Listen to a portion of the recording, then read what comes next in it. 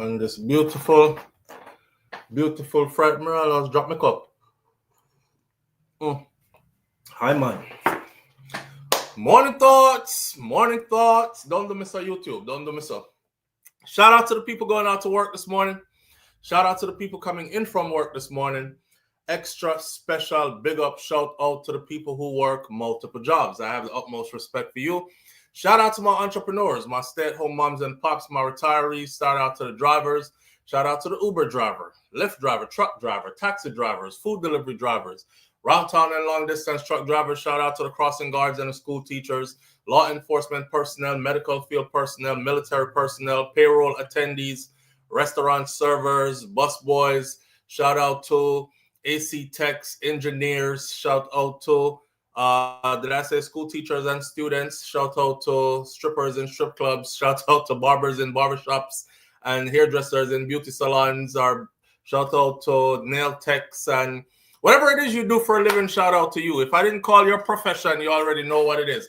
Lawyers, doctors, Indian chief. Shout out to everybody. As long as you get up and get out to go get yours, productivity and progress. You know what I'm saying? Here we are on this beautiful Friday morning. Today, on days like these, we normally say, it's the freaking weekend, baby!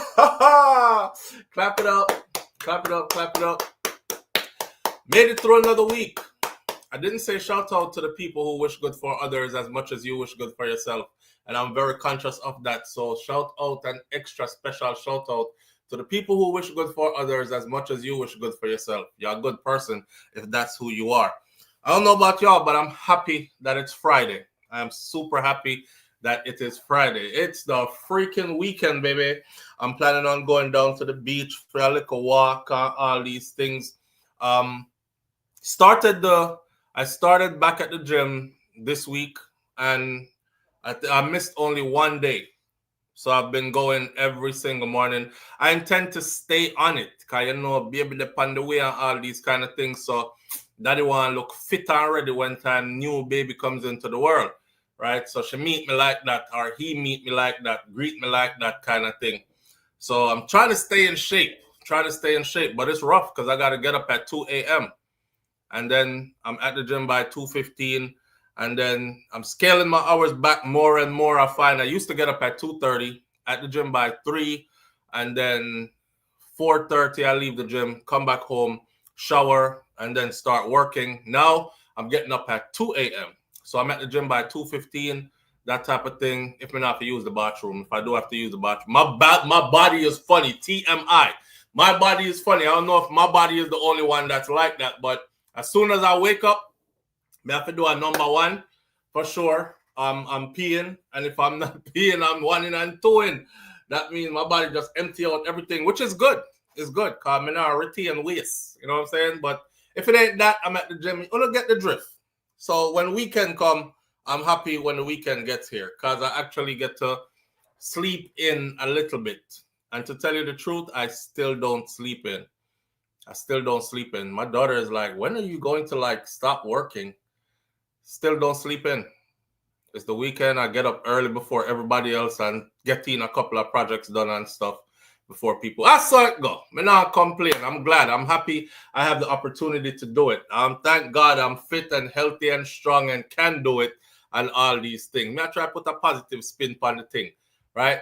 Let me pick up some people in here this morning and we get into our topics. We have a lot to talk about. This should be about a 2.5 hour live this morning.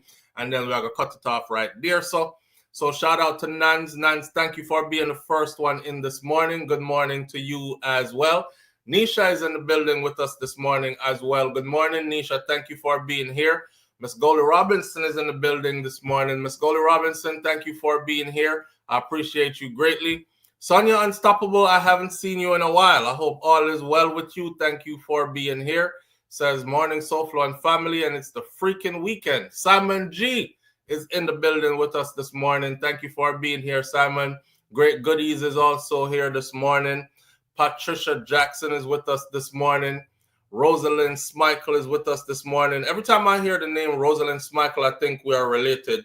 I'm related to some Smichael people from Clarendon. We are some mad people, you know, you can't like play with them people.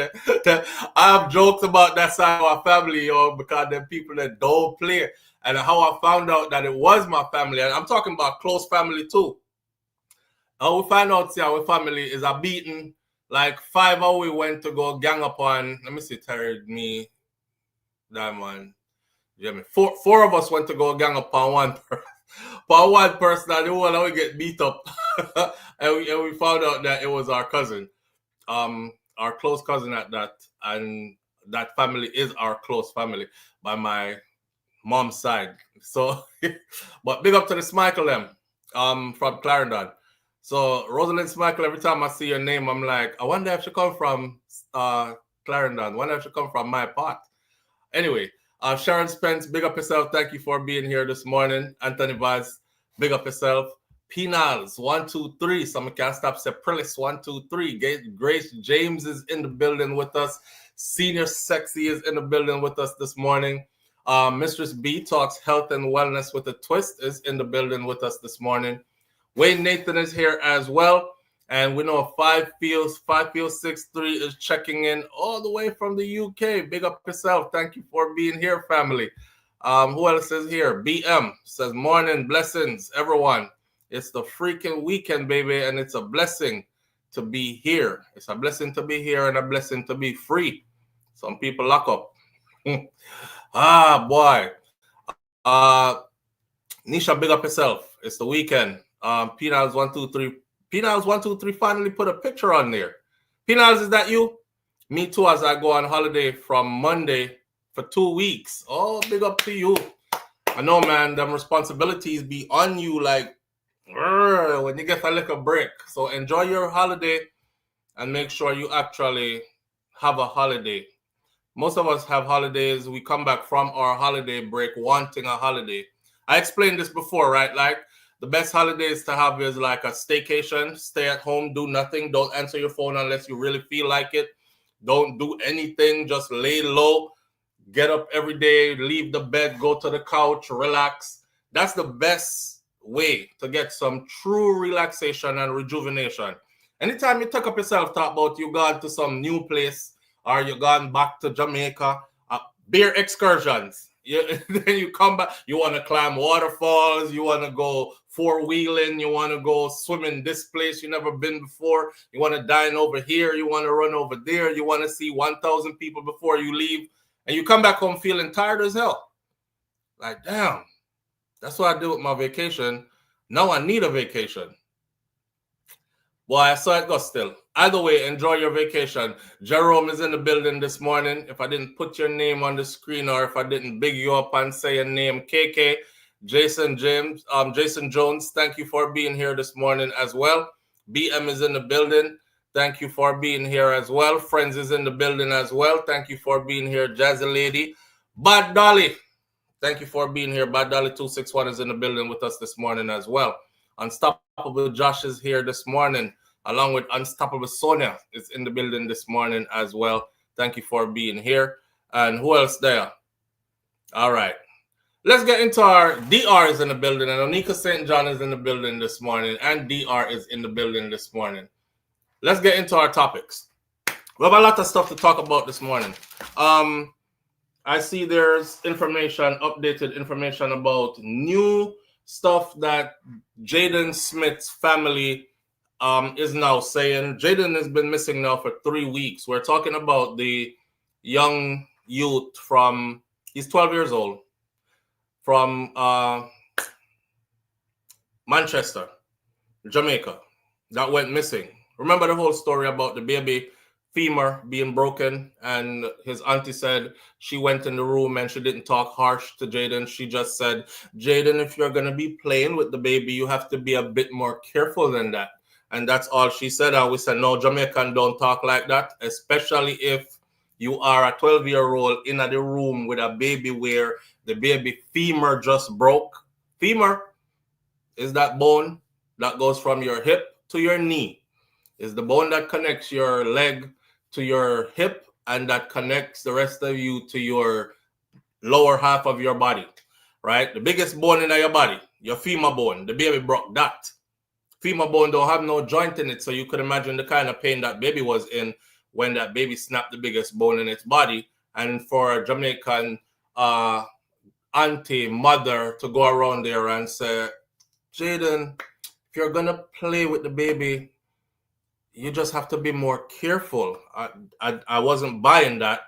Well, there's new information out. Jayden still hasn't surfaced yet.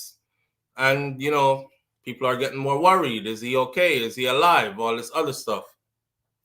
I was put on yesterday by somebody who said some of these people are exploiting the story now by manipulating the storyline and all that. If you don't see me say anything, it's because nothing new has been said. I'm not trying to exploit the story. I just want the little boy to be found. There are many other things here to talk about. Literally. Don't have to talk about it. But we're super concerned, you know, and we're hoping for the best, even though I told y'all before that I don't think that this little boy is still alive.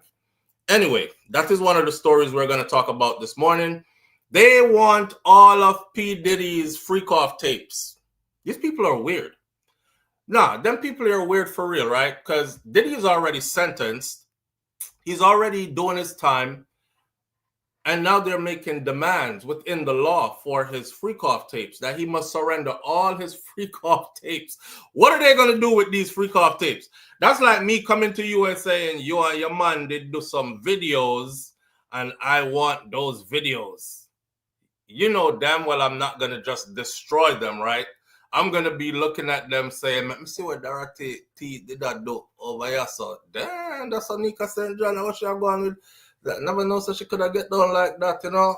Tamika, right? Big up yourself. Tamika, that in the video. Oh, she bad. Like, that's what they're going to be doing with Diddy's freak-off tapes. So it's crazy. But we're going to be talking about Diddy's special conditions. Conditions he has to abide by while doing his time, and conditions he has to abide by after doing his time when he is released, and for how long he has to live by those conditions as well. Those are on the list as well to talk about this morning. As you know, your shooty president, Donald Trump, is doing his thing and cannot be stopped. Those boats that are getting shot or out of or blown up in the waters of the Caribbean waters near Venezuela area, one of those boats got hit with people on it who now have been identified. The bodies were identified. 2 Trinidadians, or their identity, have been released. 2 Trinidadians were on the last boat that was obliterated. I don't know if you've seen the video of how they hit these boats out in the water. There's literally nothing left of the boat. They identified these boats and they bombed them out of the water. And their explanation is like they were carrying drugs. Well, there's nothing left of them or the drugs they were carrying. Kind of like, but we'll get more into that story as we cross it. Remember a story that we did about a mother in Jamaica who got into an argument with our baby father, and she threw the baby off the roof. She ran up to the top floor of the house, ran up to the roof, and threw the baby off of the roof, and the baby landed on concrete and died. Well, the update to that story, the mother now found incompetent to stand trial. We'll be going a bit into that story as well. There's a video here I want to share with y'all. I'm sure most of you have seen it already. It's a video about a Caribbean woman. Many people are saying she's Jamaican, but every Jamaican could tell that she's not a Jamaican. But she is, however, a Caribbean woman, and a brave Caribbean woman too. She confronts ICE outside of a New York immigration court after one of her, it's said in the headlines that after one of her family members was almost detained or was detained, one of the other. But I want you to see her interaction with them, right? What Dorothy T says is like he's deranged and no one is stopping him. Where the hell is the UN? The UN can't step in America business. America, anyway, we'll soon get into that. And then there's a video here also that I want you to see, which should lead to an argument about stuff I've been talking to you about from before, like why I leave here as much as I can, and I have to be in other places, especially in Jamaica, to decompress. There's a confrontation here between a Jamaican family and their neighbor, and this is in upstate New York, I believe it is, and you'll see this confrontation. Now, before we get into all that, I will ask you to give me 5 minutes of break because I comb my son's hair every morning before he goes to school, and he likes it done a certain way, which I do. And I'm going to go do that right now because he's actually getting ready to leave for school right now. So Kai, just get dressed, wash face, brush teeth, all these things, get dressed. And the last thing I do is comb his hair. Kai's growing dreads. Kai said he wants dreads, and he hates for his hair to be manipulated. Like, don't put no comb in him here, don't put no nothing. Him hate it. Him just want to grow him hair. We're definitely raising these kids different. You think me could have tell Miss Ruby about me want to grow dreadlocks? You think I could have tell my grandmother about at 7 years old, yeah, me want to grow dreadlocks, don't want no more haircut? You think I could have told Mas Clevey, say, me never want no more haircut, me want to grow dreads? But that's where Kai's at right now. So when you see him with him little afro growing out, I have to, me pick it up for him and then make it neat and nice and then pat it back down. So I'm still not go to school looking raggedy, even though he's trying to grow his hair out just so he can get some dreads. So right now I'm going to go do his hair, and I should be back right here. Talk amongst yourself, enjoy each other's company, and I'll be right with you. And then we'll start on one of these topics. All right? Right back.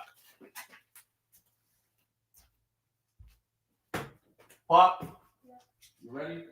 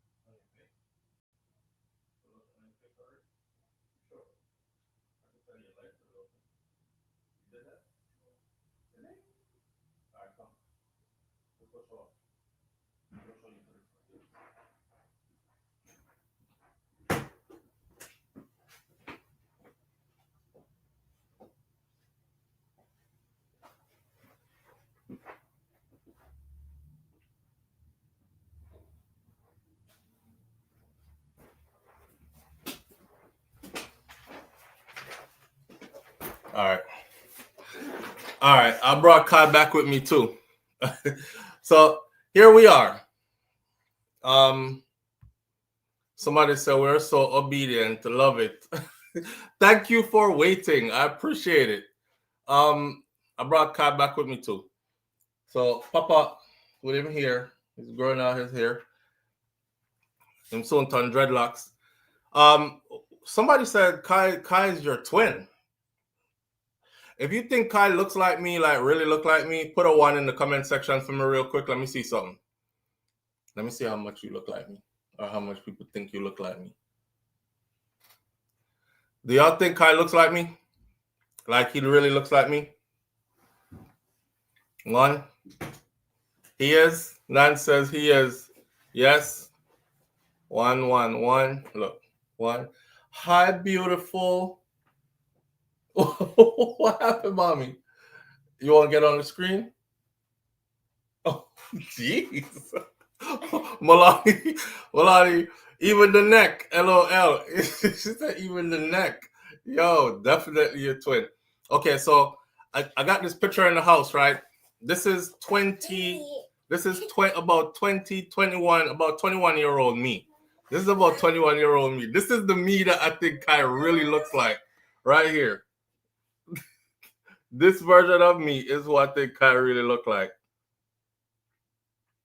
That's 21-year-old me. I think I had just cut off. Yeah.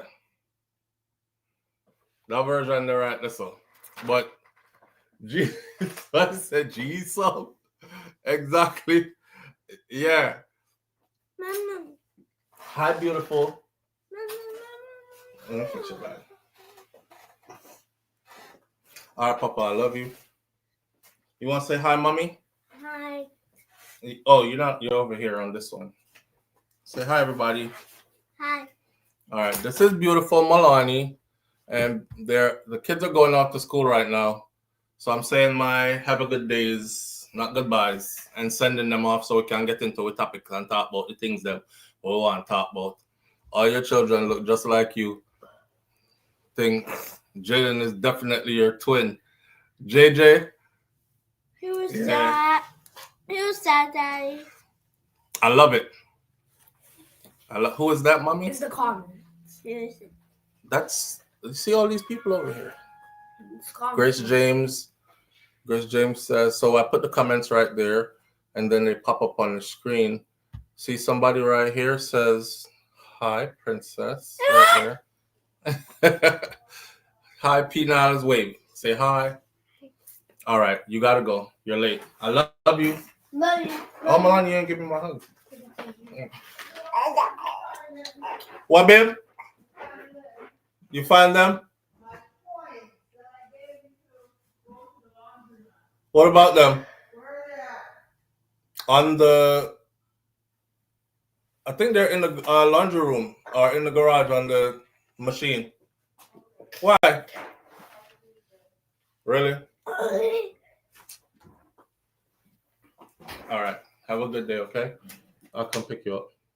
I'll see you soon. You get off early today. Yeah. All Because right. it's Friday morning. Go, Mommy, go. You get to have... Go before your mom asks me for anything else. Take her out of here. All right. Guys, my twin Melania Shakira's, my God. I don't really think so. I think I'm not gonna fight with you with that this morning, Nance. I want all the accolades for me. Them look like me, them look like nobody else, that kind of stuff. Yeah. All right. Where do y'all want to start this morning? Do you want to start out? You want to start out with Jayden's story, or a little update that we have? You want to go into the Diddy thing, or you want me to just flow with this list? Kai is your twin and Melania Shakira's. Talk to me. You have 60 seconds to choose where we start, and then we will start. Jayden update says Raddy's daughter. Raddy's daughter, thank you for being the first one. Oh, no, Nans was. No. Yeah. Yes, Raddy's daughter was the first one. Jayden. All right. I see where this is going. Jayden. Flow, my general. Peter G, big up yourself. Thank you for being here, family. Peter G says Flo. Everybody else says Jayden. We only got one Flo, two Flo. Jayden Jayden Muscoli Robinson says Jayden. Banches says Jayden. Banches, big up yourself. Everybody else get them big up already. Jayden. Patricia Jackson, Jayden. Patricia Jackson says the list. All right. We are 35 seconds in and counting. Jayden, let's say 1 minute long. Jayden Rosalind Michael says Jayden. BM says Flo. Karen Notice says Flo. BM says Flo. We have 4 Flows and we have about 20 Jaydens. Bunches, big up Father Flo. Manners and respect. We have 10 seconds. 9. It looks like it's going to be Jayden. 8, 7, 6, 5, 4, 3, 2, 1. And we're going into the story. So, there's a new story here. More details are being revealed as the search continues for 12-year-old Jayden Smith, a student of Manchester High School who was last seen Friday, September 26th. Despite ongoing efforts by the police and other community members, his whereabouts remain unknown. And the mystery surrounding his disappearance continues to stir public debate. I wonder if him family them kill him. I wonder if somebody took advantage of a troubled youth. I wonder if. Jayden, who lived with his father's sister, remember his auntie said she is, the niece said that is my mom, that's her, right, that's Jayden's auntie then, said, no, the woman's daughter said my mom is a twin and Jayden's dad is her twin brother. Right. So once the auntie found out that Jayden was her twin brother's child, she took him in. And he's been living with them since he was 6 or 7 years old. He's 12 now. Jayden, who lived with his father's sister and her husband, and I saw the husband do a video yesterday. It might have been done before yesterday, but I saw him yesterday, and he works as a security guard at some school complex. And he said, like true country person, but he was like, Lord Jesus, all the something them what them I say about me, it better than he call me. Him say better than they call him something else, thief or anything else other than what they've been saying about him, because he would never harm the child. And all those kids can tell you, go up our which part him work, and he's been working there for how many years. Go up there and all the kids them can tell us he how the testify to his character then, So he's saying that he's seeing what's happening. Call him ugly himself, right? BM, you better than this say me ugly. Right. So he lives with, Jen was staying with them. That's her husband, and Jen was over there. Reports suggest that he had been playing with a toddler when the younger child suffered a broken leg on the day before his disappearance. The toddler's mother, identified as Sanique, who resides overseas, returned to Jamaica on Friday again after the incident to visit her injured son in the hospital. The same day, Jayden went missing, causing to speculate that Sanique knows his whereabouts. She has since denied any involvement in Jayden's disappearance. There was a report that said Jayden was seen walking with a woman after he left the restaurant where he was in. Anyway, I didn't know that that's how the sequence of events went. That she was, it says that she is back on the island. She resides overseas. And then she returned to Jamaica on that Friday after the incident had happened to visit her injured son in the hospital. I thought she was there. I thought she was there like in the living room with everybody else, and the picnic them are playing at the back room, and something happened. And then they're like, Jen, you don't have to worry about it, So she fly in after our picnic get injured. The same day Jayden went missing is the same day she flew into the country, it says, causing speculation that she knows something about his disappearance. According to Sanique, the toddler was sent to Jamaica under the care of his grandmother because herself and the child's father were unavailable due to work, the nature of their work. She said that her intention was to bring the child back to the United States on the Friday after his leg was broken, but she was unable to do so due to the nature of the injury. At no point in time, me say, what Jayden really do, she said. At no point in time, me say what Jayden really do.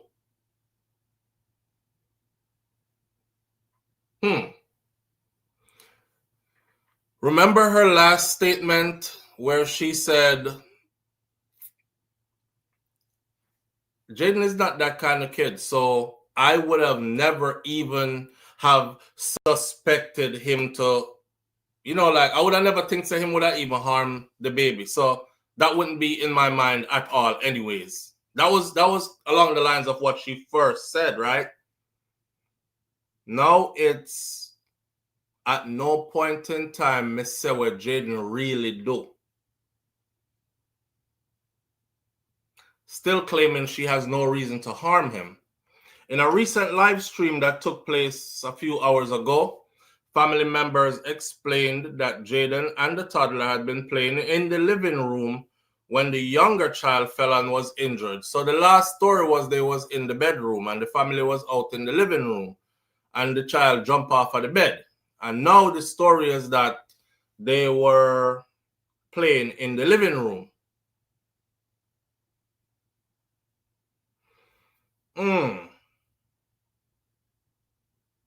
Now the story is that they were playing in the living room when the younger child fell and was injured. Jayden's aunt, Mistress Thompson, who is also his primary caregiver, said she did not witness the fall, but she heard the toddler cry out and she rushed to assist. And then the child was taken to the hospital the same day. As per the caregiver, Jayden also went to the hospital and then returned home with her husband. That story here change up. Jayden here now, so Jayden also went to the hospital along with everybody else and left the hospital with her husband, returned home with her husband.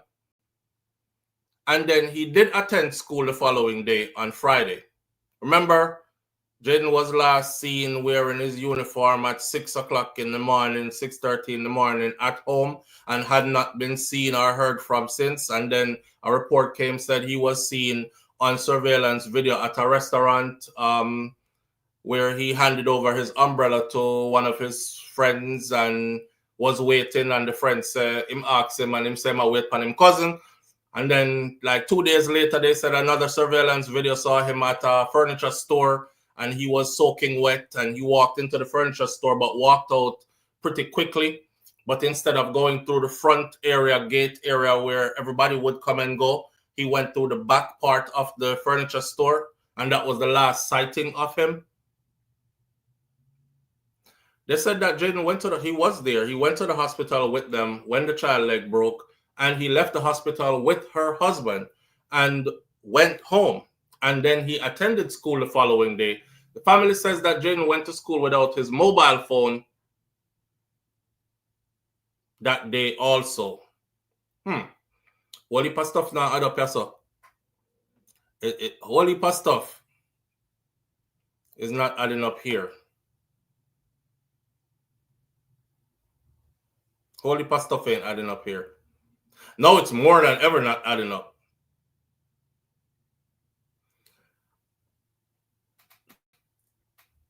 He left. I don't want to speculate, but I talk here, man. Here what? Him left the hospital. I wonder if him did leave the hospital and them say carry him home, go bust him ass, or I'm gonna carry you home and discipline you or something like that. He left the hospital with her husband. That's the same man who did the video that said, "You better them they call me ugly." Cause I think people are calling him wicked and evil and them kind of something there. And he said you can go up at the school which part him work and ask any one of the student, you know, I don't remember his name, like they would have said that my Mr. Brown is a good man, that blah blah blah. All of them can testify to that. So he's not that type of person. He wouldn't have harmed him. Jayden went to school the following day, but left his mobile phone without his phone, as persons speculate that he might have gotten a call. Them picnic here now left them phone nowhere. If Jayden was even planning on running away, him wouldn't leave him phone. These kids ain't leaving their phone nowhere. They are glued to their phones. They are glued to their phones. Live on the air with SouFLo. Good morning.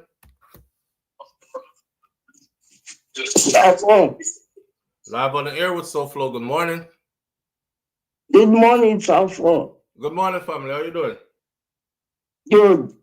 These people are warned. They did something to that little boy. You think the family did something to him? Absolutely. Nobody can find him, SouFLo? In 3 weeks, nobody can find him. But nobody can. I was encouraging people to think outside the box too, because I mean, from all that I can tell, I would say there's a possibility that the family did something to him as well. But there are other possibilities in the universe out there, like somebody else might have done something to him. I doubt it. What you say, Roddy's daughter, them should put up a big reward? I believe the cousin that came from US says penals 1, 2, 3. That's where the story get weird for me, family, because they're saying that he went missing the day she came from the US. I wonder if it was one of them case they have, me not do nothing to you, but his mother, wait till his mother reach here, and he was scared, and he's like, and she probably talk on the phone and like, I'm going to kill you when I reach, you broke my picnic foot, blah, blah, blah. And he's scared and run away. All right, Minnie Bob. Okay. All right. Have a nice weekend now, okay? You too, family. This week. Okay, bye. All right. Yeah, there's just so much to suppose. The story keeps changing because first they were in the room. I have a good memory for that. They were in the room playing while everybody was in the living room, on their devices, watching TV, doing whatever. The kids were in the room playing, jumping on the bed. I know say on my mind I make up this. And now they're retelling the story and the kids were in the living room playing. Unless there's a bed in the living room. Anyway, Mrs. Thompson revealed that she had cared for Jayden since he was 5 years old. So as per the caregiver, Jayden also went to the hospital the day the child's leg was broken, and returned home with her husband from the hospital. He then attended school the following day on Friday. And that's the Friday that he went missing. That's the same Friday that the mom flew in to Jamaica from the United States of America. The family says that Jayden went to school without his mobile phone, as persons speculate that he might have gotten a call. Mrs. Thompson revealed that she has cared for Jayden since he was 5 years old after concerns arose about his parents' ability to provide a stable care for him.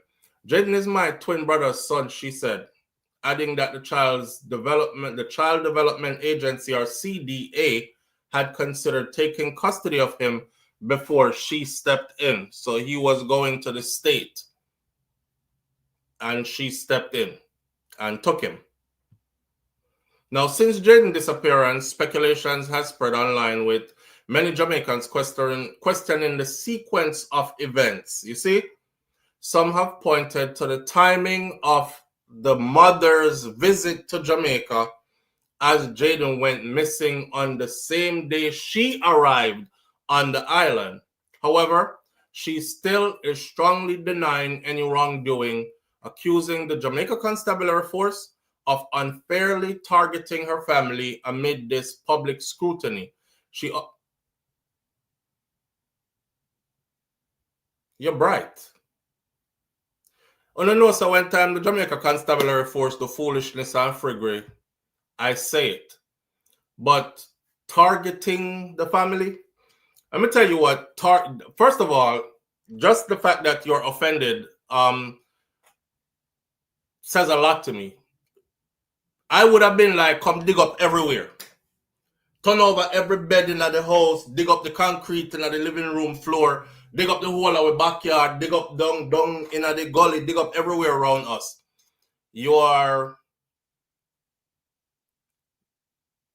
They're unfairly targeting your family, accusing the Jamaica Constabulary Force of unfairly targeting your family. I think the biggest mistake the Jamaica Constabulary Force made, the biggest mistake the Jamaica Constabulary Force made in this case was not starting from the day one. Live on the air with SouFLo. Good morning. Good morning. You know what this reminds me of? You remember Philip Palwell and the girl? Philip Palwell. Philip Palwell. Yes, of course. And the girl will come fly into the US. Down. Yeah, look how much things she did. Look here. She did it with military precision too, you know. Exactly. Yes. And I thought this girl have an objective in mind. She come, the child disappeared, that's still with the call the child and tell the child, leave your cell phone, we're going to pick you up at XYZ places. So that's what I'm thinking. That's what I'm thinking. And yes, man, but looking at the child's picture, this looks like this thing. But when I look at Jayden's picture, I see a child that is maybe hurting, but very humble, can be led by a string. Regardless of what he started, that is what I saw. That is what I saw. Humbleness, meekness, hurting. Because look at the picture, what they put out. That child is smiling. Now, on a forensic tip, the phone company could definitely pull up if there was such a call ever. If the phone company can pull up a record if and give word for word. Remember that Jamaican or that guy, he's not Jamaican, he's from somewhere else, but he was suspected of killing his wife in the US and him moved to Jamaica, meet that Jamaican woman who married him and stuff, and him end up kill she. And he got found guilty not too long ago. They had pulled up all of their phone records. That's why they were able to tell he was the one who was setting his wife up, because he would actually make phone calls to the people them to kill her, tell them that boy movements. The French Trinidad, I saw? Yeah, I think I tried. One of them place them come one of them from. Islanders. One of the other islands them come and from. Kill the second wife. Yes, man, because of the second murder. I'm saying that the phone company should do that now. Yeah. Yeah, the phone Jamaica company is Bajan. Yes. Thank you, Dorothy. Yeah. Jamaica slap up on too much stuff, man. The police, them only look this scammer, taxi driver, poor people who can't do nothing. They're not looking for certain things. So they just want people to solve them case for them and sit and watch social media. I'm not saying they're not to watch social media, but at the same time, they need to pick up or to investigating work. Yeah, you know, investigating stuff. But here what me feel though. I feel like you see them days there from the day he was reported missing to the day the JCF actually started looking for him and stuff. That space of time gave whoever is involved in him being missing, it gave them a good space of time to do all the stuff they needed to do to cover up and corroborate stories. Exactly. And also the stories falling apart, because every time them I tell it, different details are changing. Was he in the living room or playing, or were they in the bedroom jumping on the bed? That is a big piece of change. So them a beat up and said, no. Oh, you go back, go say that. So they sit down and them a talk back no. So when they go back to them, but let us see the police in at Jamaica as just 5% working at out of 100%. That they don't really do anything. They don't really do nothing. It's when Iraq come down upon them and overseas the media, then go and like them and do something. Yeah, that's what I say. That's all I see it.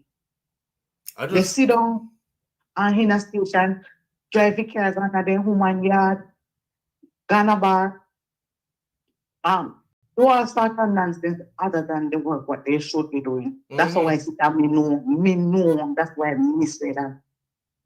Yeah. But they need to look back in from that girl flew in. And then when they're talking about this video lasting and video, how comes that video can't be presented to the public? Right. How comes? Yeah, and not only that. Somebody did say after that they did see Jayden walking with a woman. Or a girl. So, no know which woman. So me just have to look on past cases before and just add up this to them, you know. Remember that the policeman what they said things to give the girl HIV? Remember say no, say I can go take the girl and the girl know her. You remember? You don't remember the girl? Oh, the one where, yeah, she said him get her AIDS or something and she go over to the school and take the little picnic out of school car go kill her. Yeah. Piece up the rest of the story, man. You know it. Yeah. All right. Why? I just think that's a piece of information that wasn't revealed before. I thought all along that the mother was on the island. She was already at the house. Cause them tell the story smooth first. We were just all in the living room, just chilling, everybody upon them device or whatever, just, sitting around, relaxing and stuff. And the kids were in the room playing. And then they were jumping on the bed. I'm tell them all the time, so they jump on the bed like that. But, kids will be kids. And then him drop off of the bed and broke him femur. But what's getting me right now is not only did that part of the story switch to the kids were playing in the living room, which is a very big change from falling off of the bed in the bedroom. But also the part where she said this right here, let me go back and get it. The part where she said,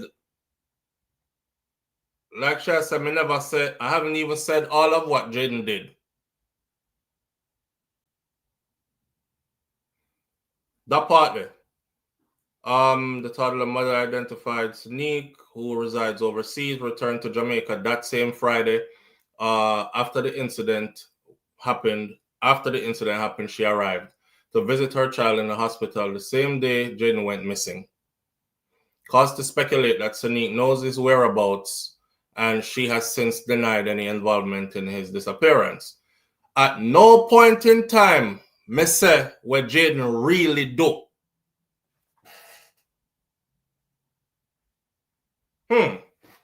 You did a long video before, Saniq.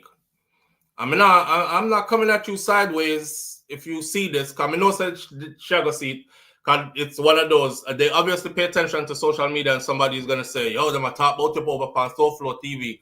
But y'all's story is all over the place, friend. The JCF have every right to be digging up your family because on the story shaky. On the story real shaky. But what does that mean? I'm looking for clarification. At no point in time me say what Jayden really do. You got me now. What did Jayden really do? Or what did you think Jayden really did? Because I heard somebody said before, I think I see him later today, what just called. I heard somebody say before though, when foreign picnic come down, and foreign picnic come in like glass, them get treated like glass, and Jayden probably sensed that child was now the main center of attention kind of thing, and had some level of resentment towards that, and all kind of something called him start treat him different and give all the attention to the picnic, and you know how children can be or adults can perceive that a daughter go on. Oh, you're jealous of my son.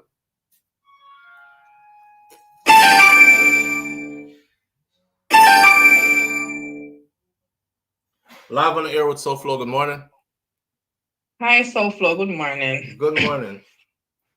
I'm listening to the program, right, with the little boy. Mm-hmm. And let me tell you, as a mother and as a grandmother, the first time the story broke, Mm-hmm.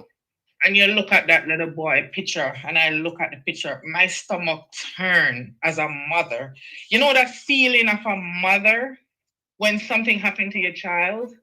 That's the feeling I get from my lower stomach. Mm. And let me tell you, that family, that woman, Mm-hmm. just pay attention to that woman's face.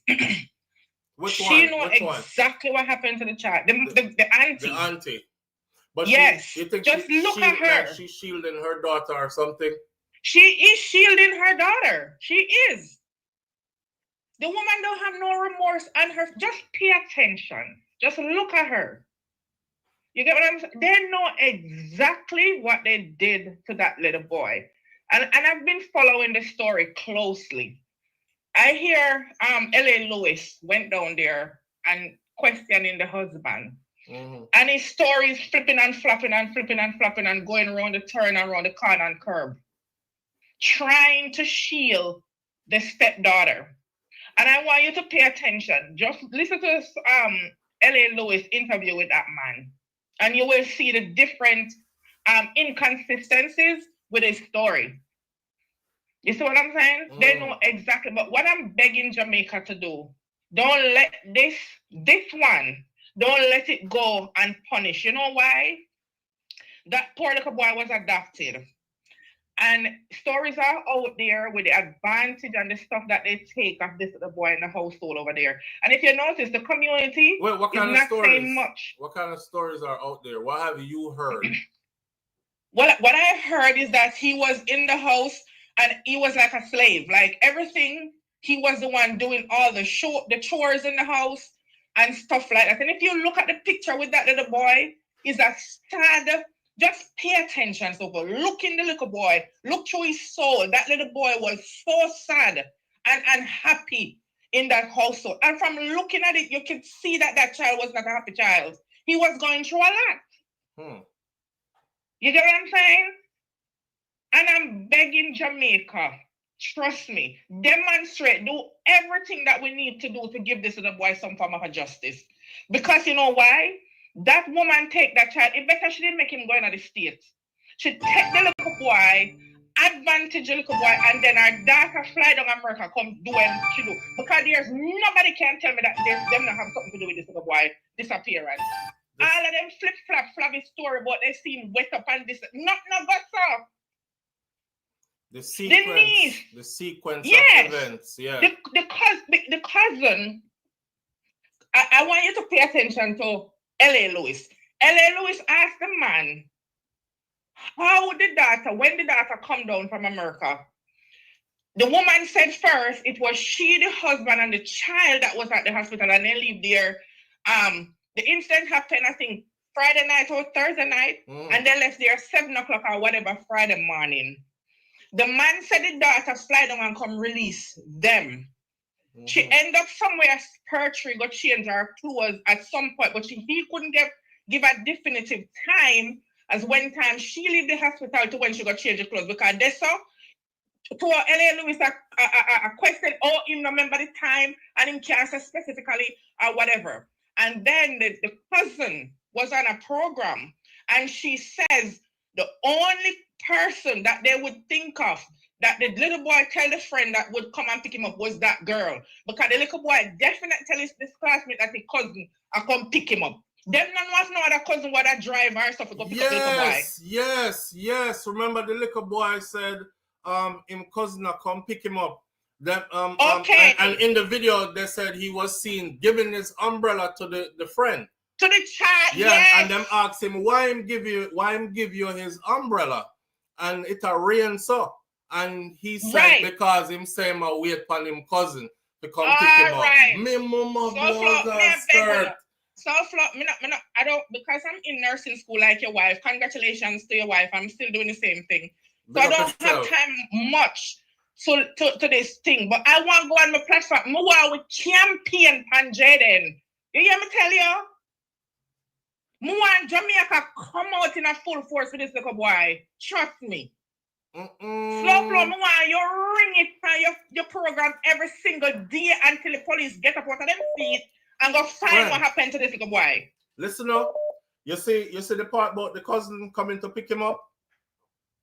I don't know why my mind had me thinking it was some little cousin, like we go school with him. Because wasn't there a part to the story that said, the cousin said him don't know why Jayden would have said that because them never That's the same cousin. That's she who said I don't know why I would have said that because we never made no arrangement to meet. Son.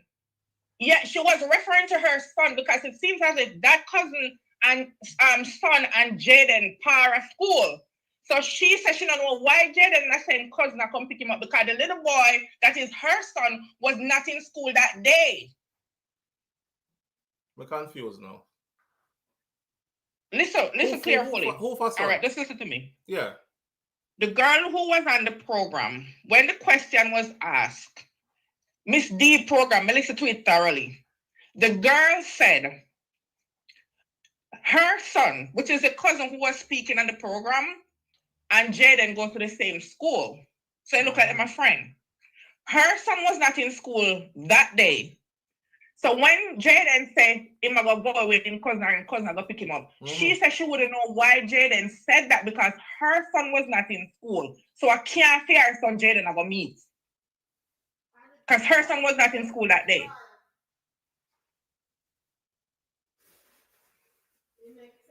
You still not understand? No, me get it.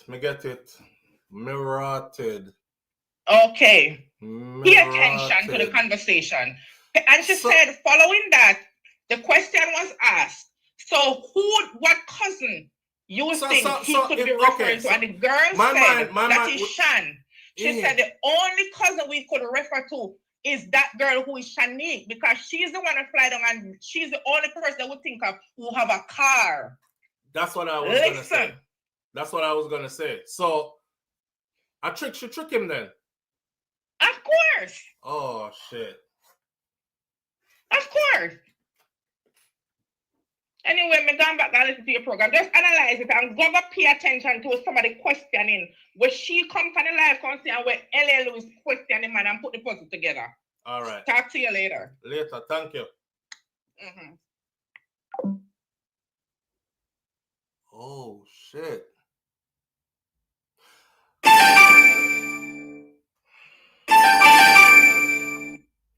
Live on the air with SouFLo. Good morning.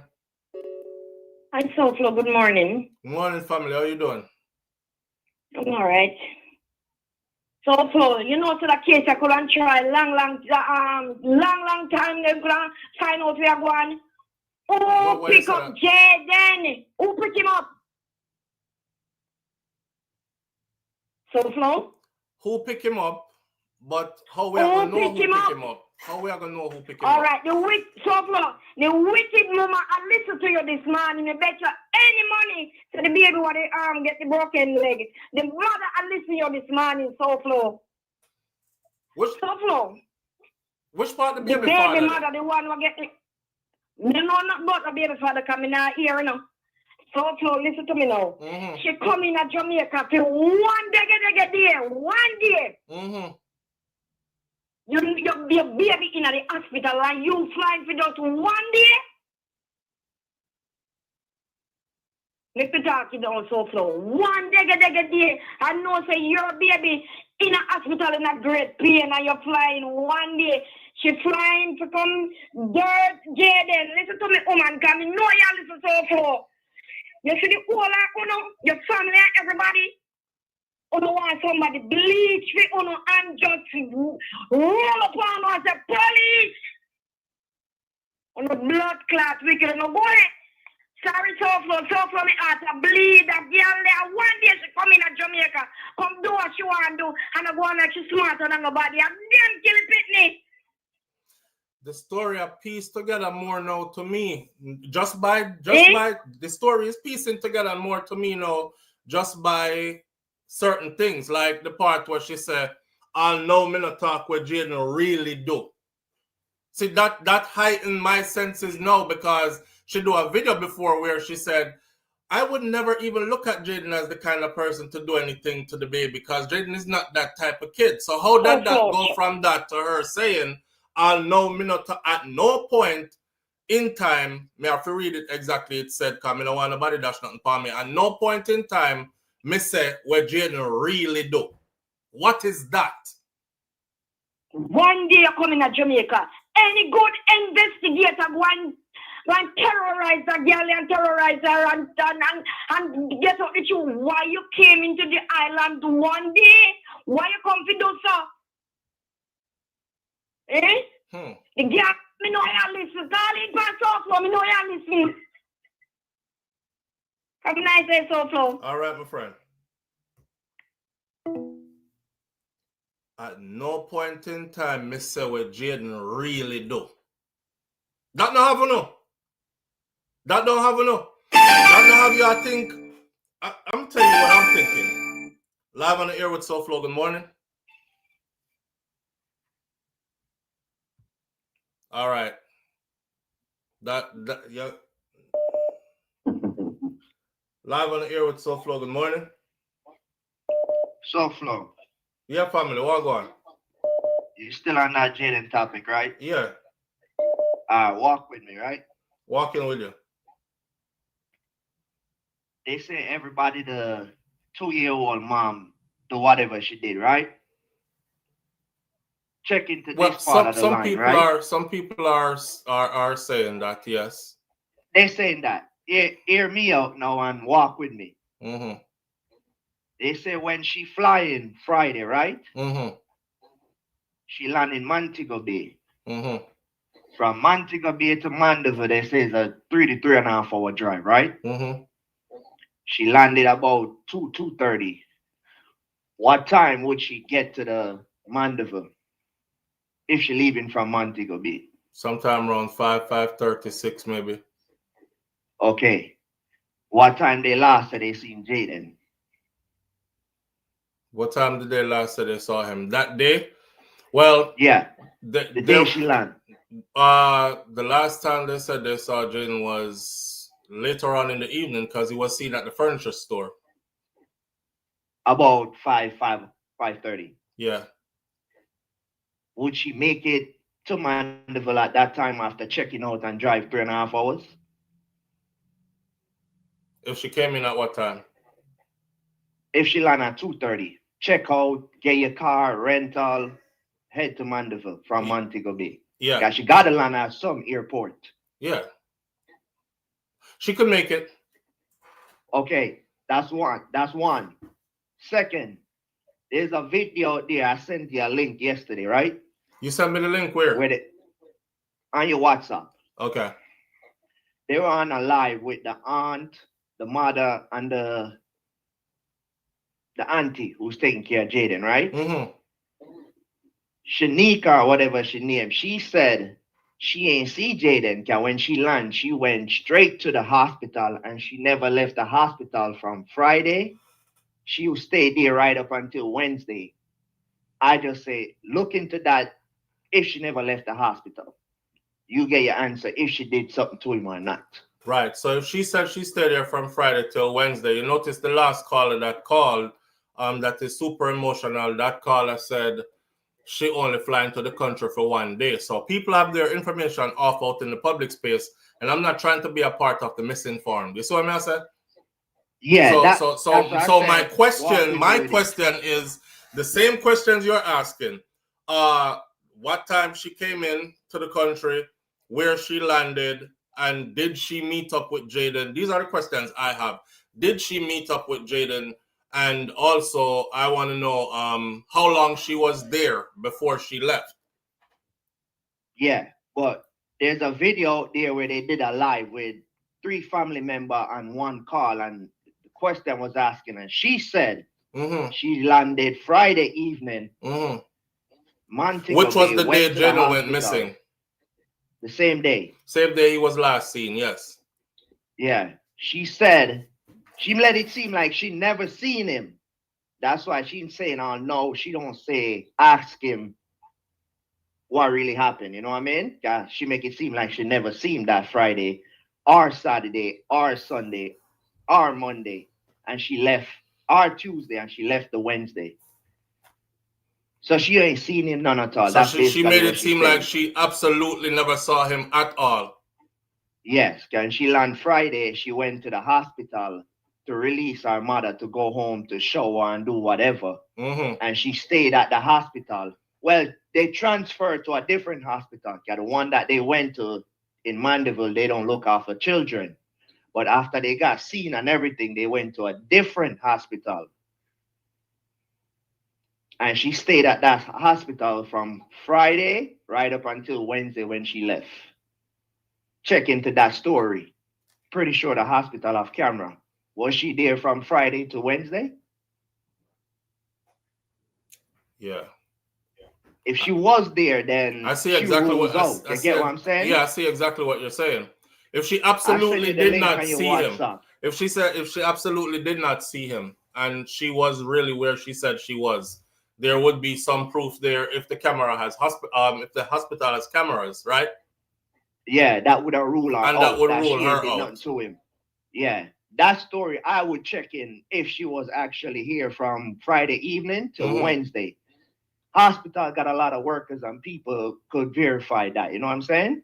Yeah, I want to see video footage though of her, like the hospital. Yeah, at the hospital. I don't want to hear people no more because this seems like there are people out here who are willing to help this family tell their story the way how they want. Honestly speaking, this seems like there are people out there who are willing to help this family tell their story the way how they want the story told, whether they believe them or not.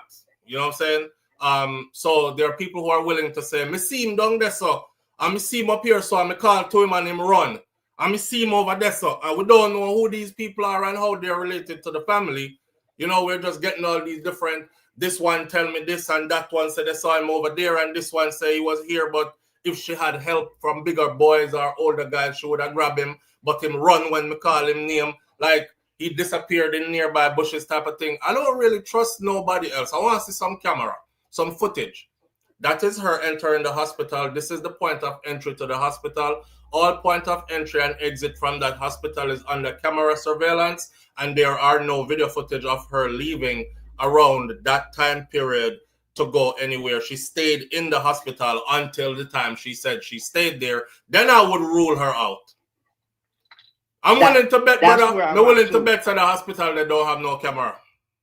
Me too, but with that what she said, me I said, all right, you reach there Friday. She said she eat, sleep, and shower there right up until she left Wednesday. At the hospital. If that checks out, yeah. If that checks out, she clear. I would clear her. Pretty sure you would too. Yes, I would. Okay, my other thing is, you got a slight little window in between that right there. I'm going to put you, if you could see that. She said she landed Friday. Montego Bay went to Mandeville. In between Montego Bay and arriving to Mandeville, did you go straight to the hospital? Or did you pick him up and do what you got to do and then go to the hospital to cover up yourself and stay there? That's my... What time did she arrive at the hospital? Yeah. So the question is, what time did she arrive at the hospital? What time did she arrive in Jamaica? And what time did she arrive at the hospital? That's my window. Whatever they say she might did, that's the window she might do it in and then go straight to the hospital and then everything normal. Well, I was here from Saturday till Friday till Wednesday. But what you did in between the time you land and the time you're traveling to the hospital, within that 4 to 5 hour window. Right. I'm not saying we're smarter than everybody else. I'm not saying we're smarter than everybody else, but I pray, I hope that some investigator is listening to programs like these, because this is like a think tank where them say two heads better than one, and some of you are asking some really pertinent questions that actually need to be explored, you know? And honestly, one person might not be thinking outside the box enough to think even along these lines. It's important to establish a timeline, though, but they're not going to do that unless she becomes a suspect. And that is the thing. Jamaica moves slow as hell, brother. They're not going to do that unless she becomes a suspect. Once she becomes a suspect, they will start to, so what time she fly into the island? Let's see some paperwork of the ticket that she used to fly in or the itinerary. What time she she landed? What time she, you know, let's see some surveillance footage at the airport. Who pick her up or how she left? Did she get a rental car? What time she drive off, left the facility, and so on and so forth? What time did she arrive at the hospital? All these things are not going to come into question to them until she becomes a suspect. She's a suspect to all of us out here, but she's not a suspect to law enforcement yet. Obviously, she's and we not. ain't pointing the finger. We're not going to say, yeah, it's you, do it. You know what I mean? Yeah, we just have to say things not add up and it look away. Yeah. The day you fly in is the day the picnic disappear. So things look away. It was your child that was injured. Any mother who's told that our child broke him femur, and now she's saying stuff like, not once did I say what Jayden really do. That is playing over and over in my mind. What did Jayden really do? Was she under the impression that Jayden broke her child's leg and she came for revenge? Me I kill you when me reach, you know. I'm going to give you some raw slick or whatever the case may be, because let's be honest, right? In a Philly culture, that's how it would have went. Even if them not gonna actually kill you in a real life, them are gonna say, yo, me, when time I reach, you know, me I give you some fuck click, you know, me I this you and me I got that you up, me on me way. They're not just gonna be like, oh, Jayden, you broke the kid's leg. Oh man. You know? Yeah. But my thing is, I ain't pointing the finger, say she did something or but you're asking some very real questions though. That I feel like I need know answers. where you was in between that time frame. From the time you land to the time you get to the hospital, that's your window of doing something. If the hospital could prove that you was there from Friday up until Wednesday when you leave. Right. I look into Friday between the time you land and the time you went to the hospital. That's my window of time. If you want to say, hey, she did something to the kid. You know what I'm saying? Right. I agree. If the hospital could prove that she was there from Friday, what time until Wednesday, then it's before she got to the hospital. That's where our window are doing whatever. If it's she. If it's she. If it's she. Yeah. Right, but that could be her alibi too, if it is established and it's solid that it's not her. Yeah, that rules are so Jamaica Constabulary Force actually needs to jump on that now if they haven't jumped on it already and start. This is why I like how them do stuff in America, because first of all, everybody would have been a suspect at this point, given the way how he disappeared and where he was last seen. Everybody would have been a suspect at this point, considering the fact that that incident with the broken femur is involved. Was somebody upset with him? They would start to rule out each family member by a solid alibi. Yep. You see what I'm saying? Yep. So JCF now do that. Ain't nobody asking them for those alibis. Everybody is telling their story how them want to tell it so far, and that's just what everybody is flying with. And not to forget the 5-day head start. Yeah, if you arrive on the island 2:30 checkout, grab your car by 3:30, 4 o'clock, you're on the road to Mandeville, right? Yeah. What time you got to the hospital? If you say midnight, I want to know where you was from 5 o'clock to midnight. You get your answer right there. All right, my brother. Solid. All right, big up yourself. Solid. Man is on respect. That was super solid. I'll go check out the link that he sent me to the interview. I know some of you have already seen it. I haven't seen it or heard it. But I want to check out the link because I want to hear from myself. You know? Just like how this is bothering me, what she said, and me can't stop repeat it. At no point in time, me say what Jayden really do. What did he really do? What did he really do? Somebody please go ask him what he really did. Because now ain't the time for secrets. Morning, big brother. Morning, family. What go on? First of all, big up yourself up on the shooting. Manners and respect, sin. All right, you know what I'm going to ask you, Daddy? Mm-hmm. When I did up there, I did lock up in that time there. I remember I did over in Southport. Mm-hmm. And, you know, Southport a part of Elmira there.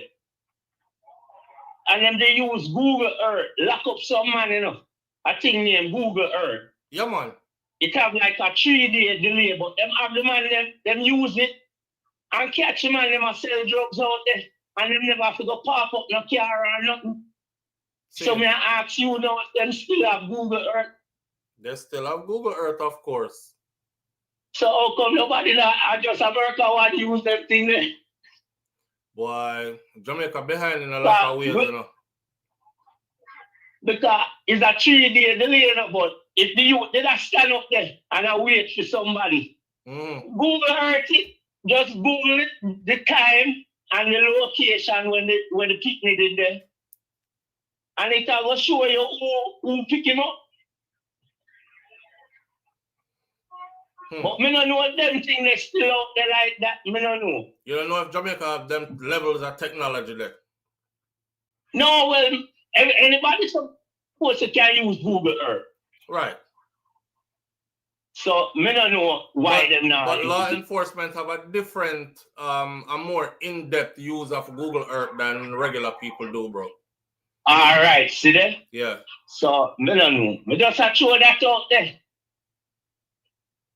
All right. Big up yourself, yo. Manners and respect.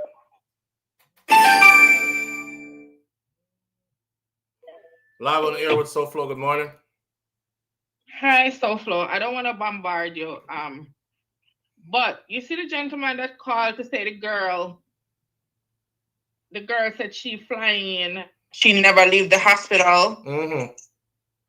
A different story was said by the stepfather and L.A. Lewis. That's why I tell you to listen. All these contradictions. Mm-hmm. The man said the daughter flying Friday morning and relieve him and the wife. And then she leave and go to perjury at her wife boss's house to bathe and change because she never come in with no clothes. She never flying with no clothes. That's what the husband said on L.A. Lewis show. So how she be flying and there at the hospital and stay there till Wednesday? And the man said she left got the wife Go change, go bathe and change clothes. Go bathe and change. May I tell you, listen to the story, them flow and put it wholly perfect, and this is the husband saying it. Boy. Me hear it with me ears. No gossip about the girl, and then the man I said, oh, the girl never get to see Jayden that day because she was at the hospital. The only time the girl L.A. Lewis said, so between what time and what time she left the boss yard go bed and change. And the man said, oh, I don't know because I don't remember time. I can't keep up with the time. Right? That's how I said, how you know everything else, and you don't know when she go to the place and who know she relieve. Mm-hmm. And then him said him let out the little boy and give the little boy taxi 1,500 in the morning. So them leave the hospital and go home.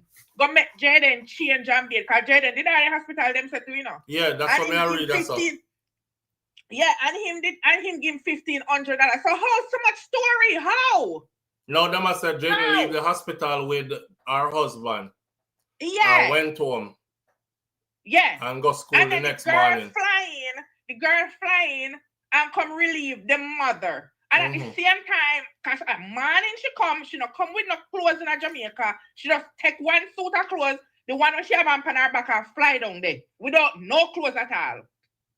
So when she get clothes to change, because if she flying, and she go straight to the hospital, go relieve the mama. And she not come in with no clothes, none at all. So she not must have to go somewhere to buy clothes to change. Then which part she go get clothes to beard and change at the boss, at the mother boss house at Spurtree. Where did she get the clothes from? And between what time to what time she got buy that the clothes there? Because me don't understand. I really don't. You're making sense. And this is not no hearsay or no cousin out of the husband mouth. Me hear it so flow. I want you to listen to the interview with him at LA Lewis. I swear to God. A brother Sam send me the link just now, man. So I'm gonna listen to it. What? All right then. All right. All right. Why?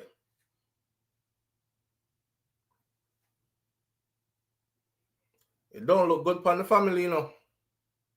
It don't look good on the family at all. The family have a lot of explaining to do. They have a lot of explaining to do, but like me keep on I say, the part where bother me, at no point in time me say what Jayden really do. Live on the air with SouFLo. Morning. Good morning, SouFLo. Good morning, family. How you doing? Not bad. How are you doing? I'm doing all right, you know. Can't complain at all. Talk to us now. You know what I want to say? Jayden, you don't see any father coming forward or mother. So one of the things I'm wondering, where is the aunt twin brother? Where is Jayden's father? Or where is a brother or a sister that is older or younger than Jayden? Is there any other people that know Jayden, that know these people too, that live close to them? There is, so the device that you're listening to us on or watching us on, it's pretty loud, so we're hearing us, self, and you on repeat. You can turn that down a little. Yeah, hold on. Okay. Now, it says right here that the aunt took Jayden from Jayden was 5. I heard before 6 and then 7. Hello? Yes. Yeah. It said that You the hearing aunt. me better? Yes. Loud and.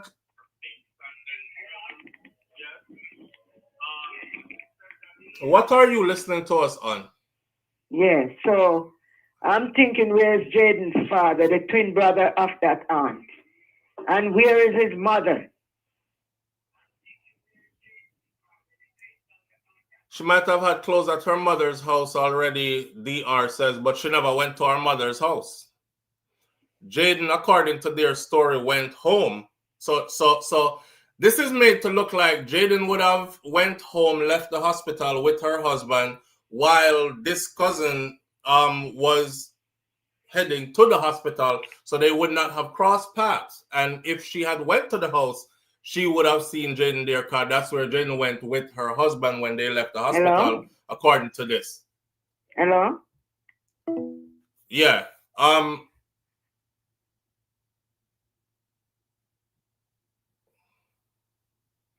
Jayden, it says here that the mom, Jayden is my twin brother's son, and considered the state was going to take Jayden into custody. Mistress Thompson revealed that she has been caring for Jayden since he was 5 years old.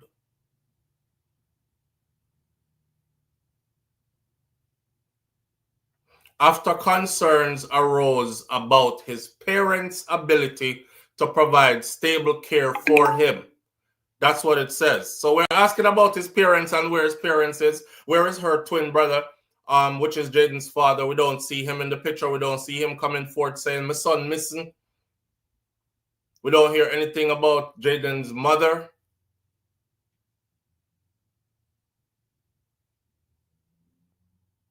All I have here is that Jayden's parent, apparently, his parents were incompetent of taking care of him, and he was about to go into state care by Child Development Agency, CDA, and she stepped in and took him in. So for those of you wondering where the parents is, that's what we have.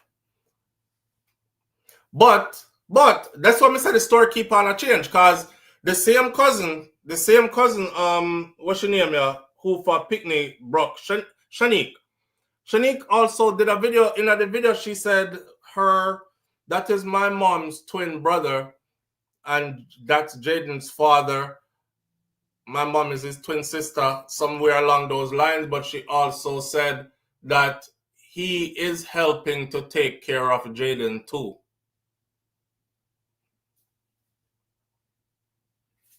He is helping, which means the father is helping to take care of Jayden too.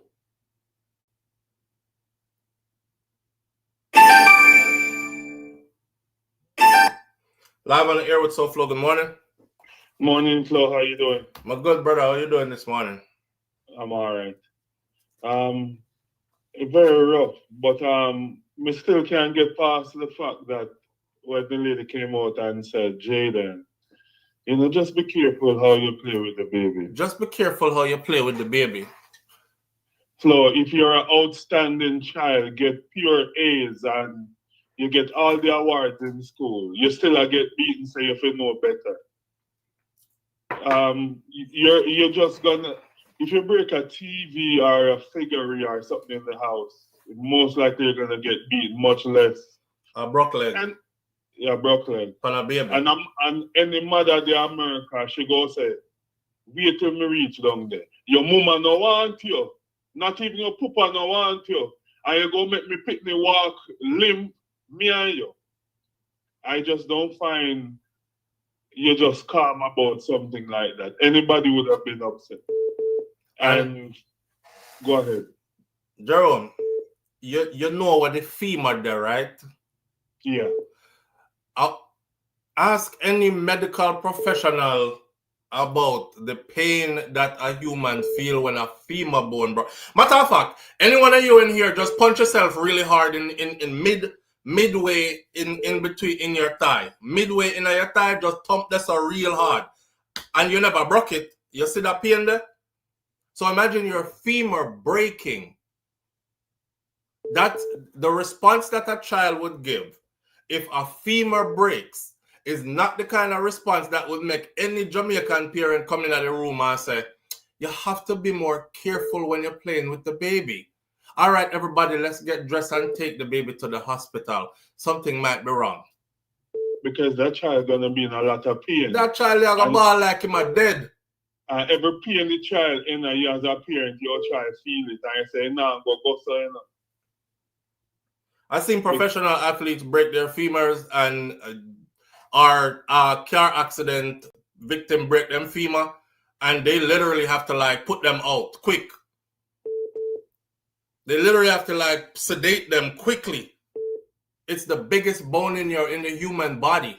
That broke, you feel like you get 2 gunshots. I think gunshot might not even hurt like that. Cause me get shot already, and the shot that me get, it was numb. Even when I was at the hospital, the doctor was like, you're not feeling anything? And I'm like, no. And he was like, wow. So femur break is painful. And I doubt it that doctor gonna say, no, it's just a quick fix and then you'll be out the same night. No, you can't be a quick fix on a femur. So that baby is gonna be admitted in the hospital for a couple of weeks. Absolutely. Absolutely. All right, at least a couple of days.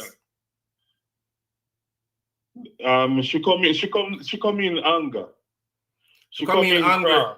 Not even now bring no clothes, no nothing.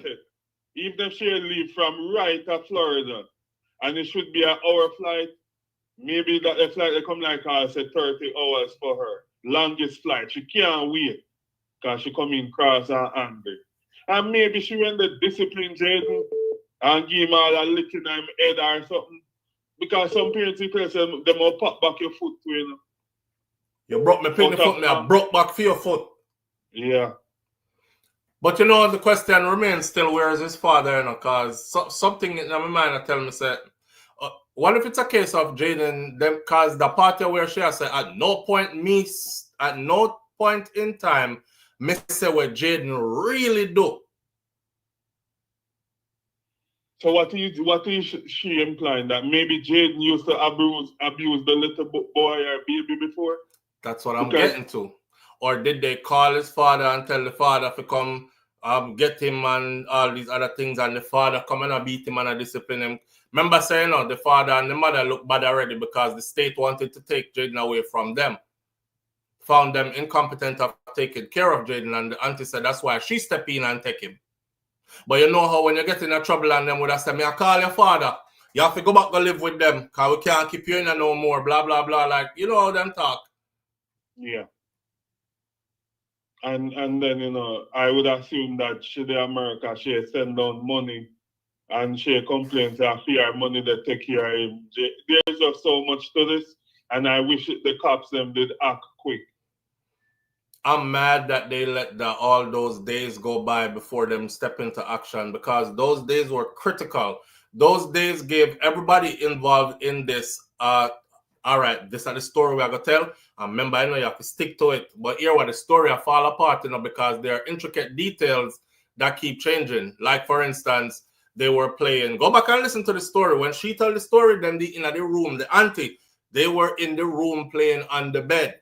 And the picnic jumped, and she even said, yeah, because every time I call, they'd be like in the room jumping on the bed, and I always say, stop jumping on the bed, but it's kid, and kids going to be kids. They play with them tablet or whatever. So the story start out with in the room jumping on the bed. The story me have before me this morning is they were in the living room playing and get hurt. That's great. And there is no falling off the bed in this story. I'm like, the job that you're doing, you guys make JTF sometimes seem like them not trying. Remember, if it wasn't you guys pushing him the Donnelly thing, Noel Metland would be out here having fun with, driving and enjoying himself. And the pressure where you guys put on and start doing your own investigation and make Noel get locked up. Give a platform to the people so the people them can, because the people them really, because you are one person can be everywhere, you know what I'm saying? As much as me like read and this and research and put information together and stuff like that, the people them are on it too. So you know that a lot of person calling on your platform. Right. And we reason with you more than you even talk to the cops them. Absolutely. Absolutely. Because them feel more safe. Your platform is even feel more safer than JCF themselves. Absolutely. But I hope, bro, I'm hoping that JCF is also listening and JCF can go be like, okay, so we never really did think about that one day. Make we go look into this. If anybody from the JCF that is involved with the investigation of this case is listening, I hope that from this point forward, like the brother that said earlier, y'all need to establish a timeline for the mother and when she came into Jamaica, when she got to the hospital, how long she stayed at the hospital. Try to digitally track her movements from she landed in the island until she left, and make sure you get a solid account for her whereabouts. And that would present an alibi for her to rule her out as a person of interest. She seems like a high person of interest. When she come in the country, the little boy disappeared. He was fine until she landed in the country. And I'm very weirded out by the fact that they did not put that in the story before. No emphasis was made on, says the same day she landed in the country is the same day him disappear. Because even I was looking for her video right now, the first video she did, I can't find it in my saved thing. I think I erased it once I played it to the audience. But even in that video, when she told her account, she never made it seem like the same day I came in is the same day he disappeared. She was like, she made it seem like she talked to Jayden and she let Jayden know that you have nothing to worry about. You have something to worry about. You hurt your siblings, you hurt your brother, you hurt your cousin, you hurt the little baby. You'll get crazy beaten. You're gonna get spanking. And it's not gonna be 1, 2, or 3. Maybe you'll get licked for days. She said she never blamed him at any point, Kingston, because she would never even think to blame him because Jayden is just not that child, that type of child, she said. But you see, when people keep on a talk, that's why sometimes them saying, if you stop talking and you just listen, some people will eventually tell upon themselves, because them feel the need to keep talking, and they keep talking, and then you start to realize, that's not what you said the last time. The last time them did that, the first story was them a playing a room on bed. The second story now is them was playing in living room and baby get hurt. That's a big change from bedroom, jumping on bed, baby fall off and hurt, over to they were playing in living room. Next thing, at no point in time, me say, what Jayden really do. That is not me saying I wouldn't blame him. No, I think she meant that she never blamed him at any point. No, that not translate to me to that. Does that translate she's trying to imply something, you know, when you play victim, remember that's how we reason, you know, people is maybe telling us some things where a boy do. Right. That means that she start, you know, telling us, say, yo, change your mind, you know, that person is a bad person. I just show you whole thing. So. Right. I just show me no one telling you what you really doing. So at no point in time, I actually did say what you really doing. Not that you get from it. Yes, but in the beginning, she said that Jayden is just innocent. Him not get trouble, him not bad and them things. She said she would never even suspect him of doing anything like that because, and that was very suspicious to me too. I would never even suspect him of doing anything like that because Jayden is just not that child. He's not just not like that. All that was weird to me. All of it was weird to me.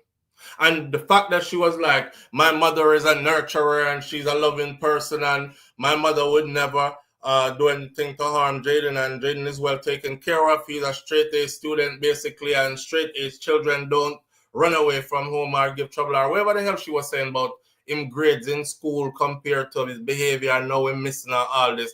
All of it looked suspicious to me from the beginning. All of it. I'm trying to think. And if you come from high society, upper echelon, in I ghetto, if you're white, you're black, or any, if you hurt a baby and so on, it's hard for you to just be calm about it. You're gonna be upset. You're gonna be mad. You know, you just don't be calm about this and say, Jayden, you have to be careful how you play with the baby. It's just not in us to do that. Right. It's not. It's not. You at least are gonna get watch the rascal baby, make the baby drop off at the bed in front of you. You're gonna get at least that. Even if they're not blaming you, them still are gonna say you're in the same room with the baby and have the baby jump on the bed until him drop off at the bed. How much time you telling us that don't jump on the bed, don't make the baby jump on the bed. So, but you're not gonna get a Jayden, you have to be more careful when you're playing with the baby. A FEMA, bro. Yo, I want y'all to picture her saying that so calmly with a baby screaming for his life, like somebody just licking with a baseball bat. We see baby just teething and the cry, much less your femur. Now the baby even become feeble. You have to be careful how you hold the baby, how you lift up the baby, how you carry the baby. That baby is like somebody attach him and you just can't see who they do it. That baby gonna be crying like crazy. Maybe they have to put a baby on a lot of medication just, to relieve some of that baby pain. And you're not just gonna, and you're gonna say maybe a baby walk limp, it's gonna affect the baby, it's gonna, him not gonna heal properly. All them things that in your mind while you're flying. When you're up on the plane, you can't sleep, you cross your spirit. And then she just fly in and just... all that rage build up in her. And then she just let out all that rage by saying, Jayden, you have to be careful how you play with the baby. Don't add up. Don't add up. Me not buy that. Even if it's antique, me not go buy that. Maybe if they were Caucasian American, maybe. Because me say Caucasian picnic, Mom, you're a bitch. And the mother is talking about, Bobby, watch your words. So maybe if she was that, but we are Jamaican people, we are talk. Every Jamaican who hear this know, say if a baby a scream bloody murder and can't talk, you're not going in that room to talk about no. Oh, you have to be, Jen. You have to be really careful when you're playing with the baby, and that's all I said to him. What you said? She said, "Bobby, watch your words." Bobby, you watch your words. So you know, if you didn't want you leave the comedian part for the last because this is a heavy topic. But something you have to inject some comedy night, brother, before people start crying. But that's not true. We are all Jamaican here, or Caribbean people here, kind of just Jamaica. We've been around a lot of other Caribbean. None of us from the Caribbean, we have a certain way that we react to certain things. It is embedded in us to just react in that kind of way. Y'all get your ass bust, first of all. And if you don't get bust, your ass bust, you at least get a drape up. You at least get something that would make all people who don't cuss bad word probably cuss bad word that day. FEMA breaking up, brother. That's not a simple injury. And even if your mom or aunt or guardian don't say anything, you as a child know say you're dead now. You know say you're doomed. Yeah. And for days, watch out. You know that you deserve an ass whooping for this. You know you messed up. And maybe not him trick them can't trick you. Them call you for food, you not go eat. You know what bother me, Jerome? Too, another piece of detail. Why would he leave his phone? Two things. Why would he leave his phone? And B, while the rain was pouring down, he gave away his umbrella. Gave away his umbrella because he was supposed to get picked up.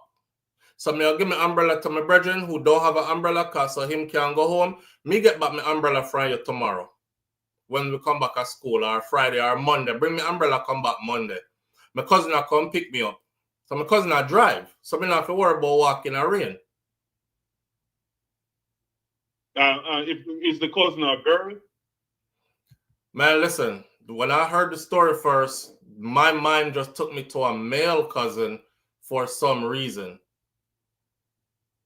But no, that's just you're not gonna do that. And leave no kids right now. Them kids are not leave them phone. Them rather leave them book bag than them phone. Yeah, exactly. They're so locked into their phone. They rather leave their bag, but not their phone. Your phone, and you're allowed to carry your phone with you everywhere you go. You think that kid is gonna just left him phone and just go? How convenient that his phone is left at home on the day he goes missing. Of all the other days to leave your phone, you left it on the day you go missing. I'm wondering if the cops them grab Jayden's phone. Can they go through Jayden's phone and see some message to somebody that say, I'm afraid or I'm scared, them tell me said this. Jayden must have a friend that he confides in. Or somebody say, don't bring your phone, I'm gonna buy you one next phone, or something like that. Yeah, I mean, if the police them just lock in and question everybody separate, in separate room, somebody's gonna crack. Even play mind games on them. So listen. So also don't tell me already. Say you say. Make them start, snitch on each other now. They say, if you say that when I'm made them hold on everything and them tell me say no talk. That's why we're saying they're not working hard enough on this case. Because that should have been done already. First of all, them take too long. Too many days passed. The first thing they should have did was split. You see, in the U.S., certain things you just can't get away with here in a car. Coming on, you just have to wonder, no matter how good you are. Because first of all, if a child breaks a femur and goes to the hospital here, child services is there along with police. And a proper report is going to have to be done and an explanation as to how this child ended up broke them femur. Just so. Because a femur is not a small injury. Hell, if a child broke a finger, that's what's going to happen. Now, on top of all that, Jamaica not having these type of things in place, a lot is able to slip by. Then the police, them go tell them say Jayden missing and them wait days. When the time when I saw them on the news saying they're out here looking for Jayden, it was about 4 or 5 days after he was reported missing. And I reported here and said the family said Mandeville Police is not helping us at all. And it was the same evening when Mandeville Police ended up on the news. I said, them out here with the fire brigade looking for Jayden, and we have the dogs out, and we're employing drones. And I said, damn, okay, so them finally start. 5 days later, give the family, if them do something to him or whoever did something to him, even if it's not the family, a 5-day head start, hide body good, plan story good, alibis good, everything. This is 5 days of people sitting together and say, rehearse the story back to me. Okay, no, you have to say it the way how we say it. Cause anybody, remember, I know if them split way up and start ask for nothing. You see, in America, the first thing they're doing when they come, everybody in the house there is a suspect right away. Everybody gets split up right away. Matter of fact, they're sending multiple units to your house just so them can have enough officers to carry mommy go over there, so daddy go over there, so the other kids them in the house go over there, so and everybody is being questioned at the same time. But and they're taking a report. Then they're gonna go put all the reports together. What did he say about this, that? Okay, that's not adding up because over here the child said this is what actually happened at this time, and that's when them are gonna find out, you know, inconsistencies in their stories. But they already got a 5-day head start, friend. They already got a 5-day head start. I'm going to go in the comment section, but I'm going to ask you something while I leave it. You can elaborate on it. The questions that they should have been asking also, find out who is the breadwinner, who they take care of these kids, or the mother in the house, or the granny, and who they send Jayden at school. If this lady that flies in, you know, she wire money all the time, you know, because money can start spend down there, you know, for hush money and so on. There's just so much things. And then you have some kids, you can ask somebody and you look on their face and you know that this person is lying.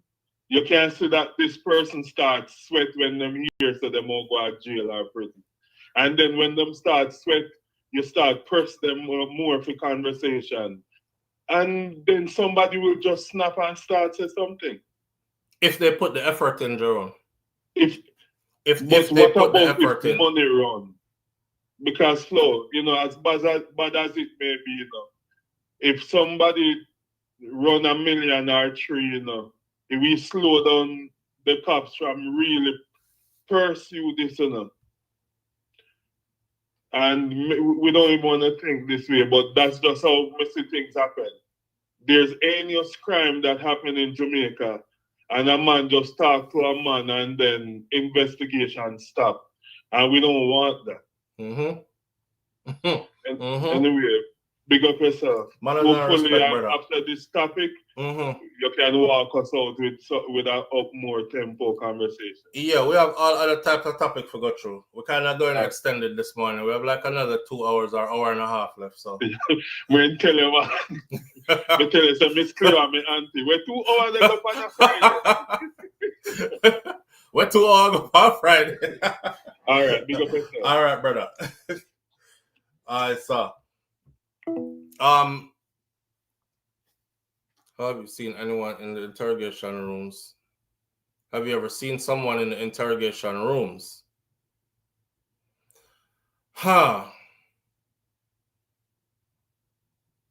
They didn't do that part right. And I'm afraid that that's what caused this. I've been saying this from the beginning, right? I said, that's why I did the story first, because of the lapse in time before they even started looking for him. Live on the air with SouFLo. Good morning. Morning, SouFLo. Morning, family. How are you doing today? I'm good, family. How are you doing? I'm fine, thank you. Congratulations to your wife and to you guys. We appreciate it. Thank you. I just want to encourage you too, just like Jayden's situation, when that new baby comes, make sure you don't put all the attention on that new baby and forget the others. No, man. We're not new to this. Jealousy will eventually come in. Right. And we've had that conversation too. Absolutely. Yeah. You're right. Yeah, because that happening in family when a new baby arrives, the other children sometimes feel left out. Yes. Yeah. You know, because all the attention is focused on the new baby. I'll give you a joke, right? I'll show you how keen my children are at certain things. Makai is 7 years old, and Kai said, now Melania is going to be the middle child and the forgotten child. And I said, I said, where did you get that from? And he was like, just staring at me. Kai has this thing where he'll just stare at you like this, like a deer in headlights. Yeah. You know? I said, Kai, where did you get that from, that a middle child is a forgotten child? And he just said, you know, that's what I've heard. So these children are very keen. And right then, me and wifey had a conversation. And right then, me and this is before wifey belly was even showing big like that. This is like when we first found out. So we've had that conversation about making sure that, you know, the other two making sure that they are all involved and yes, making sure show them the love and the attention that they always get. Absolutely. Keep that bond with them, because it happens in family. It does. It does. It does. Yeah, the baby comes and the parents totally forget about the children. Yeah. And jealousy rages and the emotions and everything start to boil up. Probably that's what happened to Jayden. Right. The same thing happened to Jayden. A new baby comes in, all the attention is turned on the baby, and I'm here working and doing everything, and all of a sudden the attention is gone away from me. At no point in time, I say what Jayden really do. That has me. Because now I want to know ask you a what it is Jayden really do. This is the real reason why I called too. Yeah. How is it the child services can so quick to go get Rosalie's children, but they are not involved in this broken baby fees or anything concerning this issue? Well, we don't know if they are or they aren't. But we haven't heard anything in the news. That would have been coming out in the news, like child service went to visit the home or something. We're not asking for the details. Child service went to visit the home like after the child leg was broken. Yeah, because in America, if a child leg is broken and they take the baby to the hospital, child service gonna come to your home, right? Absolutely. Exactly. So I'm saying, they don't visit the home. I don't know if they do. I'm just trying to ask. Right, and that's what I'm saying. We don't know if they haven't, but if they haven't, they should have. They should have. Okay. Another question I have for you. Jamaica Eye. If anybody anywhere in Jamaica say anything regarding the man up there, he finds them, right? Yeah. Even though some people say Jamaica Eye is not all over in Jamaica, but how can he find you anywhere in Jamaica if you say anything regarding him? If you call Andrew Holness name, them there you're footing like 2.2. So how is it none of these missing children cannot be found by Jamaica Eye? What? Let's be honest, right? Let's be honest. There's a hierarchy in society, and we all know that. People who are rich and famous or connected, they live a totally different life than the rest of us do. If something happens to them or one of theirs, there's medical help at their doorstep. It's all police units out until it's solved. And it's solved rather quickly because all resources are put towards it. Regular people, things happen to them. You go through the motions slowly until things get resolved. That's just the way society works. And that is probably in every country in the world. You know what I mean? It's shake up bad so flow. Yeah. Yeah. Real messed up. I can't understand. Look, from when them try to find Jayden, and you tell me they have these great technology and nobody can locate nothing.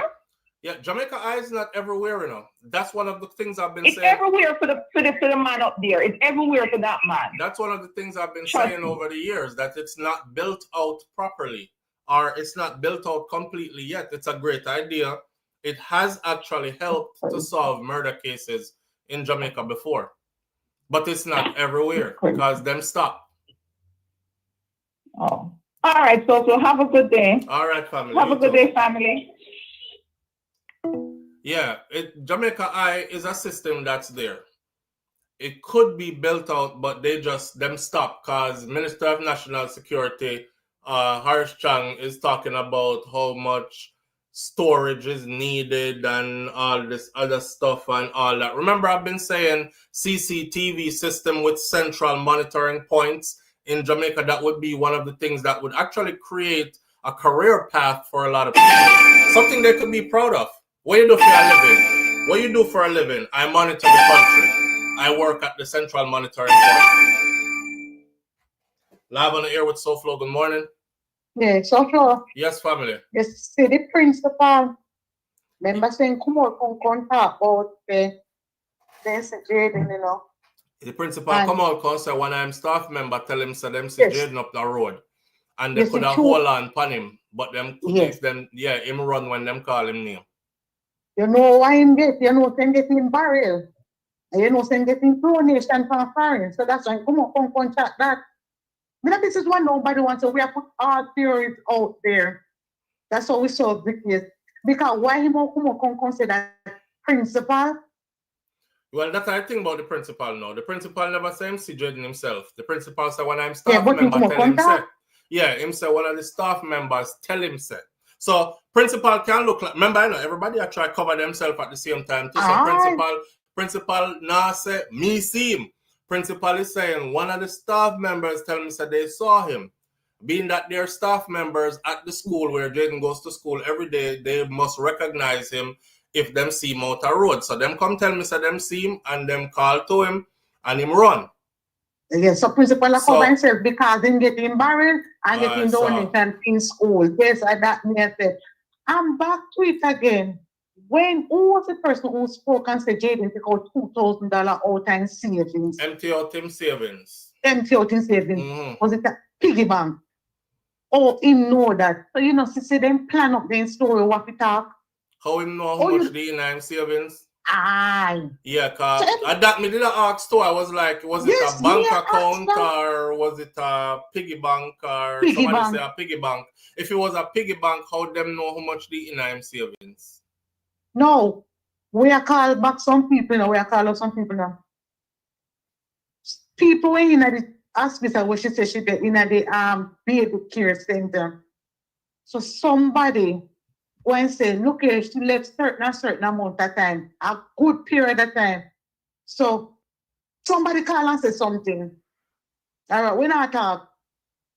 Be descriptive. All right, SouFLo. All right.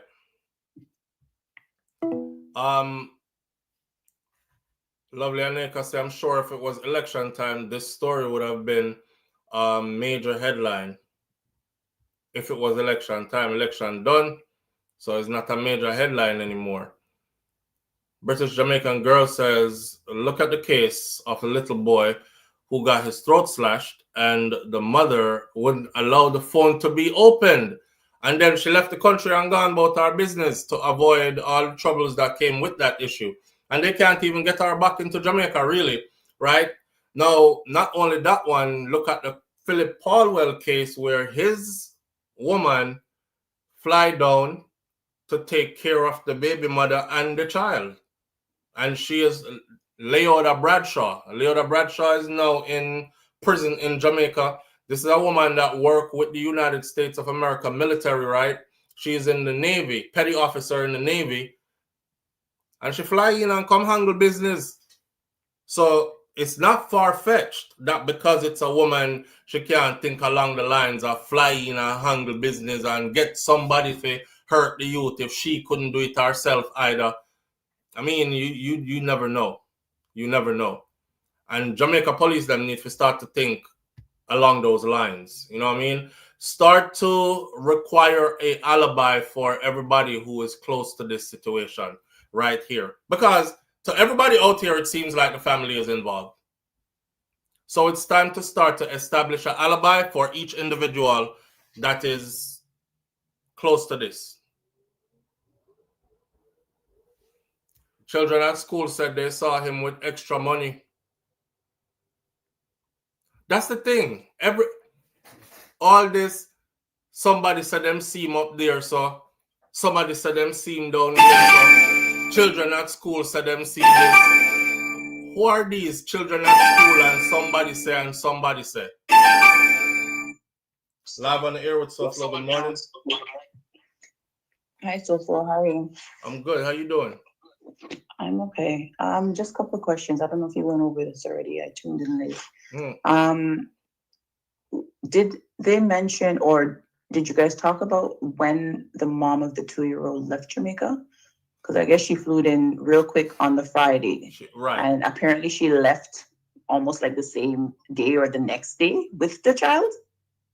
You see, everybody's getting a different version of the story. No, I heard that the version I've been told is that she flew in on the Friday, and the same Friday she flew in is when he went missing. The child was in the hospital and had to stay in the hospital, and she went to the hospital to stay with the child there for a couple of days. A couple of days? Yeah, so she did not leave the island the next day, or like the story that's going around that says she flew into the island for 1 day. Okay. I'm willing. Well, as of right now, she's not there. Clearly, it's been 3 weeks. Right. I'm thinking. I'm not to cut you off, but I'm thinking there's probably a vlogger or whatever that's spreading this 1 day thing, because I haven't heard that from any credible source that she flew in and flew back out in 1 day. I'm just asking because I'm not sure. Again, I wait for you for everything. So I'm just questioning, when did she leave? Did she see? Well, she heard that Jayden was missing the same Friday, and that was it.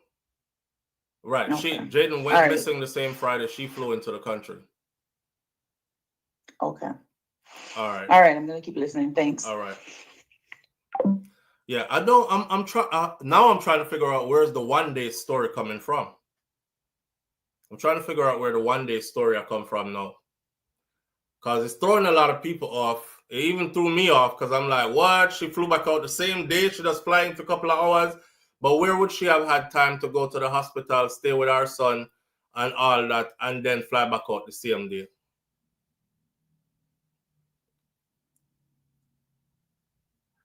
I'm going to go watch the interview later that has multiple family members on it, and I want to hear their words, what they're saying. Usually, when you let people talk and you just listen, you can pick out stuff out of what they're saying. It's not me questioning them, so I will definitely have a keen eye to change in information from what was said before or what might sound shaky along the way. Nan says, how many children must go missing or lose their lives before preventative measures are put in place?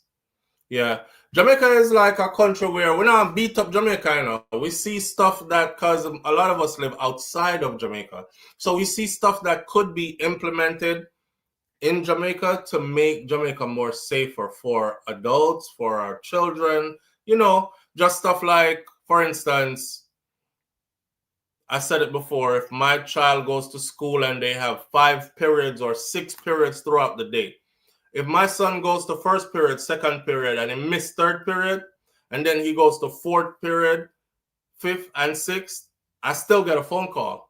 I still get a phone call that says, your child was absent. Your child, it says his name, was absent from third period today.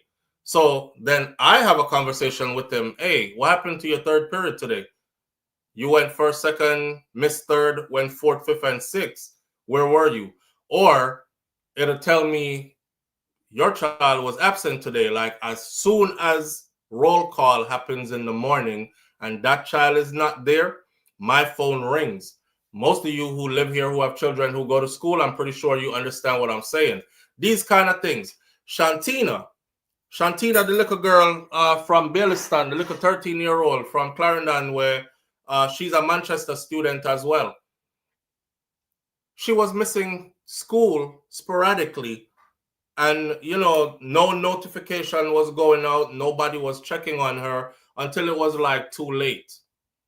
So if we put all these little things in place, then, but I guess over time, the excuse is that we are a young country and we are still developing, and it's going to take time because you're looking at America, who is hundreds of years established.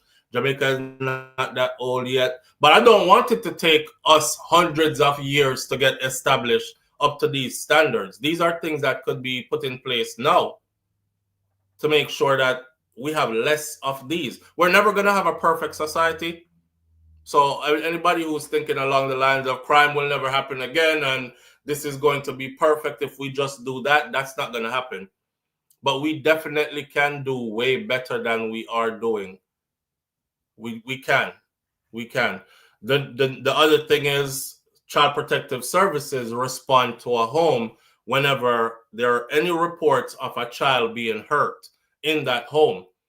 They show up here, they're like, okay, so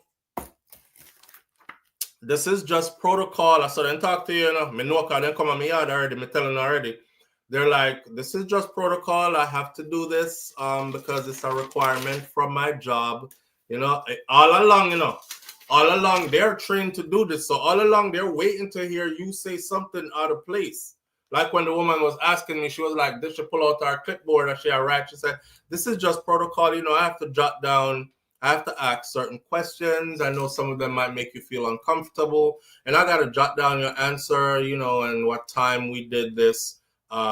This little question answer thing, whatever. All the time, I said, this woman, I write down stuff to try to get me in trouble. When she get to a question like, do you beat your son? I said, what do you mean beat? I mean, do you whip him? Do you whip him with, extension cords, belts, anything like that? And I said, no, I don't. But I do grab him. And I do spank with my hand, but back then, at them time there. And she was like, okay.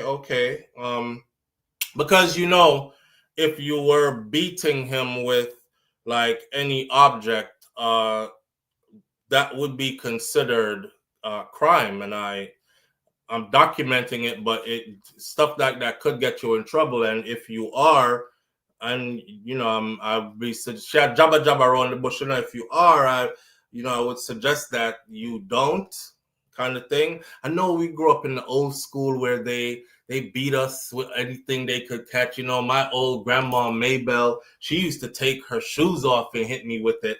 She couldn't do that today. All the while, she'll ask me a question and she'll write. So we could do something like that in Jamaica too. If a child is injured in a home, you send a person from child services to go into that home to have a proper walkthrough of the home to see, because them walking at my house, take me to his room. Take me to your son's room. I want to see where he sleeps. I want to see his living space. Then them in my kitchen. Not trying to be offensive, but it's required. I have to check all these boxes. I'm going to have to open up your cupboards and your refrigerator and stuff. I just have to document. I said, go ahead, do what you have to do, But I was taken aback. I was at awe of how they were like going through it in front of me. You see what I said? We can do them something here. The picnic them in Jamaica get neglected bad, me not lie. But we come from a culture of I don't know. Our culture is more like it's easy to slip through the cracks if you're being neglected. It is. Cause we don't have any of these things in place. Ain't nobody coming to check on you. As a kid, nobody's coming to check on you. You get beaten. In Jamaica, you get beaten. You go to school with your skin whaley up. No teacher look on you and I say,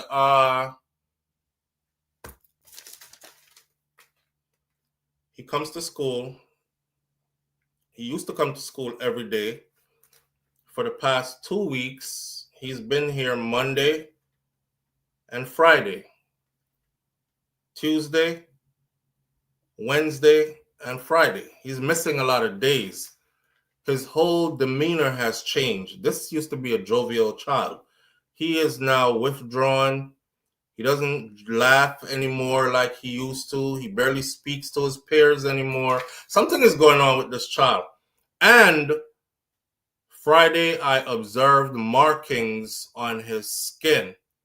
I bet you say Saturday morning when you get up early, your doorbell ring. Ding, ding, ding, ding, ding.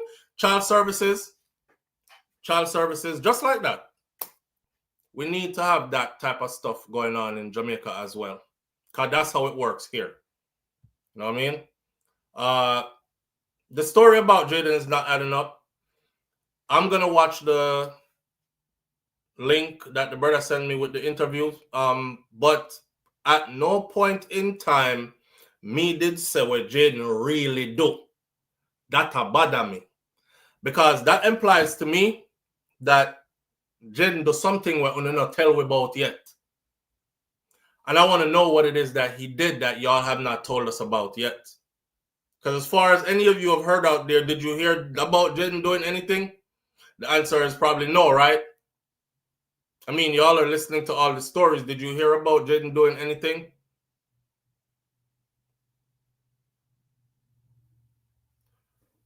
Rosabella said that's not going to work in Jamaica because nobody is going to want to go into the ghetto to do those checks. Majority of Jamaica is not ghetto in Isabella. Majority of Jamaica is not ghetto. Ghetto in Jamaica is a very small area when you talk about like real ghetto area. And even then, people do go into those areas. Them going there when them are do thing that for politics though.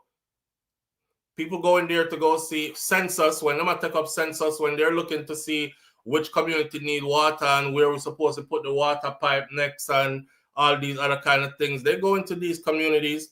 So majority of Jamaica ain't ghetto. And even then, you could have specialized units going there. If a child is hurt, shit, I don't see why it wouldn't work. You have ghettos in America too. You got some ghettos in America that I wouldn't advise you to go there, and I wouldn't go there. But guess who goes there? Child services go there. Probation officers go there. Parole officers go there. You know what I mean? With them badge on them, gun pan them, hip in them civilian clothes, them go there. Social workers go there. So it could work in Jamaica too. I don't know, there's nowhere so bad in Jamaica that if a child get hurt and them sending help, you can't go there. But yeah, if y'all find out about this before I do, please link me and say SouFlo. She actually talk with him though. Because I'm puzzled by this and this throw off the whole everything now. Because at first they said Jayden didn't do nothing. We didn't blame him. We let him know that he had nothing to worry about. He's not to be blamed.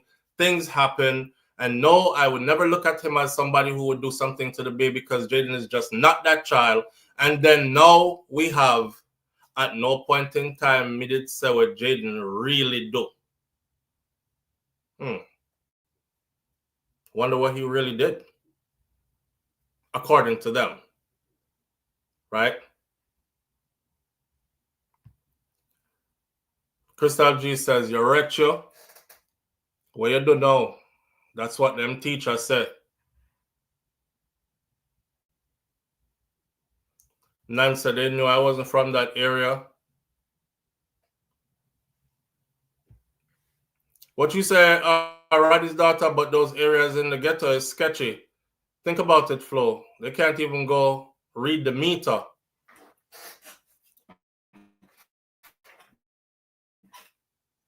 Me don't know no area in Jamaica where JPS don't go.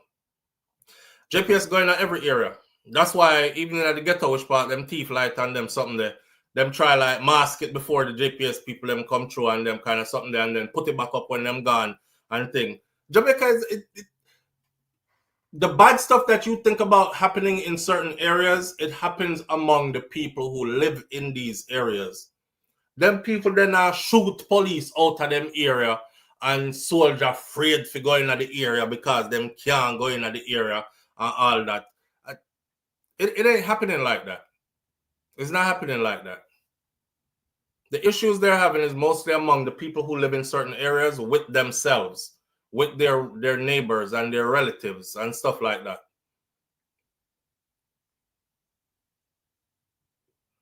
Right.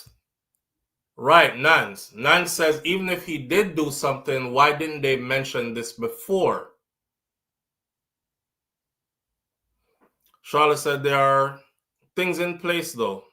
I know persons who were taken from their parents in Jamaica. The system just needs to be improved.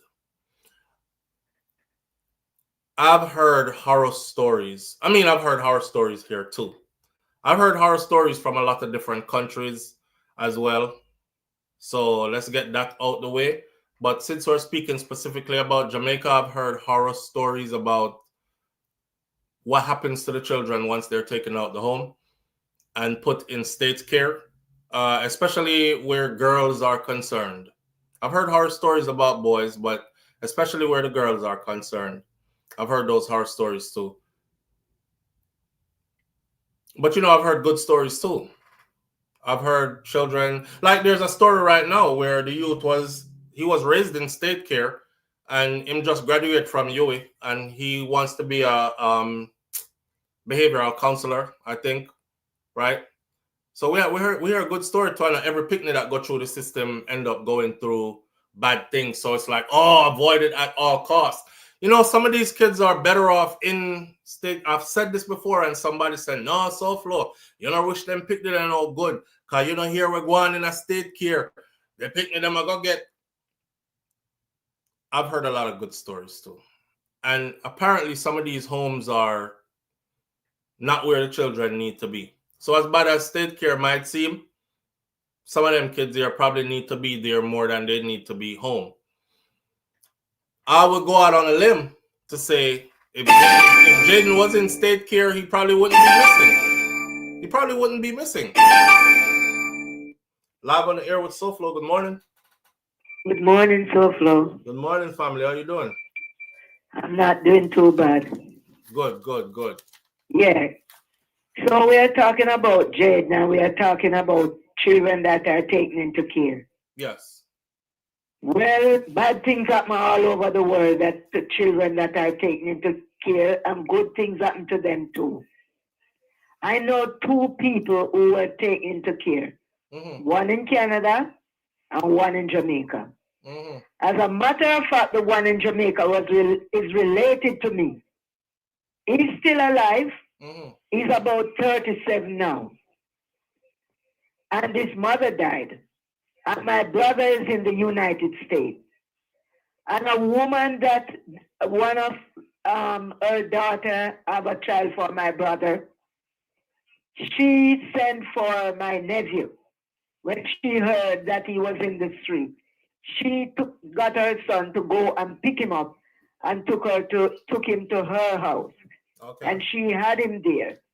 And he didn't want to stay there. And he went back into the street. And they took him from the street. And he was even a representative representing children in Jamaica. I won't call my nephew's name. But yes, I'm in Canada. And yes, I know about that person. And then I know another female that was taken into care in Canada. And she was well taken care of. Okay. So yes, you have bad stories. And yes, you have good stories. Right. Yes. It's not all bad. Yeah. It's not all bad. Right. Yeah. Because you have some very good foster parents. And you have some very bad ones. Right. So yes. All right. Same like how you have some very good parents and some neglectful parents. Right. So that is it. All right. Well, thank you for sharing. Yeah, and I don't think these people know that fire would be on their head like this. They do their stuff and it's not the man doing. It's between the aunt of the boy and her daughter. I don't think the man do Jayden anything. As in the and maybe he doesn't even know. As in the auntie, as in the auntie husband? Yeah, I don't think he did him anything. Yeah. That poor kid. Yeah. So that's just how it goes. Thank you for listening and thank you for receiving my call. Thank you for calling and I appreciate you. Right? Have a good day. You're welcome. Okay. Yeah. Bye-bye. All right, so to finish this up, it says that since Jayden's disappearance, speculation has spread online with many Jamaicans questioning the sequence of events that have taken place. Is it on the bed? Is it in our living room? Was it in the bedroom? When did she come into the country? How she reached us? You know, people have questions. Some have pointed to the timing that Shanique visit to the island because it's the same time that Jayden went missing on the same day she arrived in the island. However, she has strongly denied any wrongdoing, she is accusing the Jamaica Constabulary Force of unfairly targeting her family amid this public scrutiny. She also revealed that the police searched the home 4 times, but did not find anything suspicious. So what kind of search the police them search the house? Me now say them now gonna find nothing suspicious, or they should. Listen, they had 5 days of a head start or something like that. I believe 4 to 5 days of a head start to put everything in place. So the police searching now, at the point where the police search, they actually said on the news, police is currently searching the home of Jayden Smith. So we knew when it was. And it was, them searched the house of Jayden Smith like, what, in a week 2 of him gone missing. So they had a whole lot of time to put anything. Of course, they're not going to find nothing. Did they search the premises is what other people are asking. Did they look for any signs of fresh dirt that was dug up? Might be a shallow grave. Did they look? You know, people have their questions that they're asking. There's too much pressure from people who don't know the facts, is what she said. What are the facts, though, Shanique? Because you're there talk about all, no, you haven't said what Jayden do. What are the facts? Too much pressure from people who don't know the facts, insisting that the police search have not revealed any wrongdoing. She also expressed uncertainty about whether Jayden may have been struggling emotionally, suggesting that the guilt of what happened to the baby in the accident could have affected Jayden.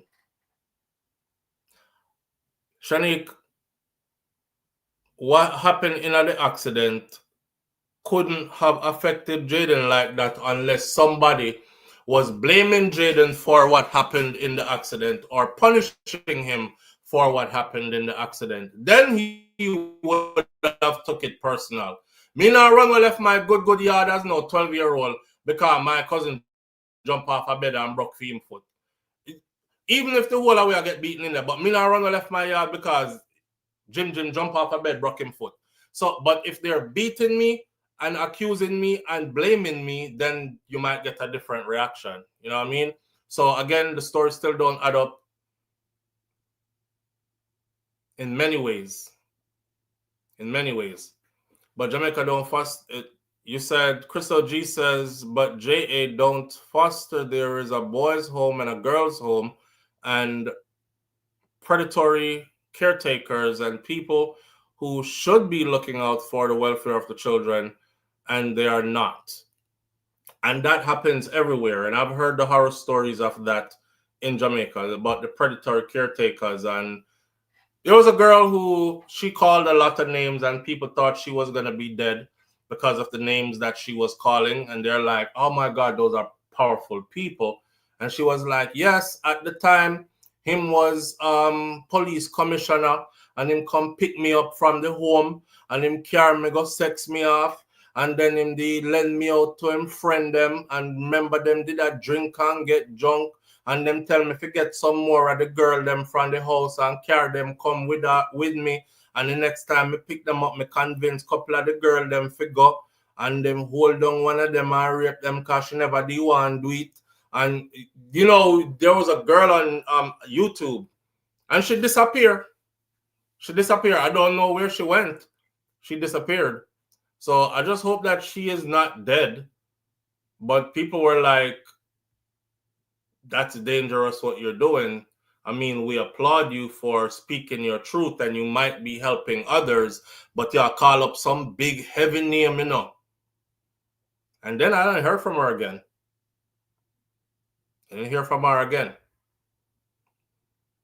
You know, Nan said Jayden is an innocent child who want answers. What happened to him? Where is he? Bottom line, That's the bottom line, Nance. That's the bottom line. Audrey said make sure she keep chatting because every time she chat, she'll chat herself into a confession. And it's good to leave it right there on that. Jayden is an innocent child, like Nan said, and we want answers. What happened to the youth? Where is he? And like Audrey said, make them keep talking because every time them talk, honestly, me see the same thing that happened to. Like the stories aren't adding up. It's coming out clear that they are gasping for air and trying to keep it together, but things are being exposed. I just hope the Jamaica Constabulary Force is on top of it. You know, when JCF good enough. I've seen cases happen where I thought them not gonna solve that. Or it's gonna take them forever to solve that. And twos, it's solved. So I'll give them credit on those accounts. Let's hope that this one is something like that as well. Yeah.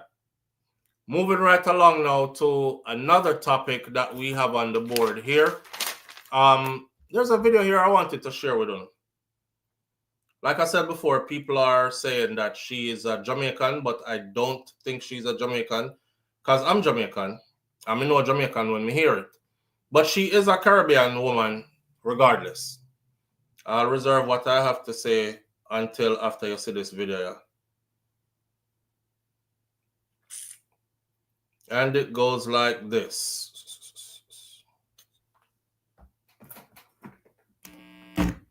Many of you might have seen this. Remember, I say America is hostile territory right now, immigration-wise. For what? What's going on here? I didn't touch you. What's going on? What are you guys doing? Yes, she do. She does too. He gotta come back to court. What's wrong with you guys? I saw them proud up in the hallway when them come in the courtroom. I can't. What are you guys doing? What's wrong with you guys? Why? Tell him why. I can't get rid of you.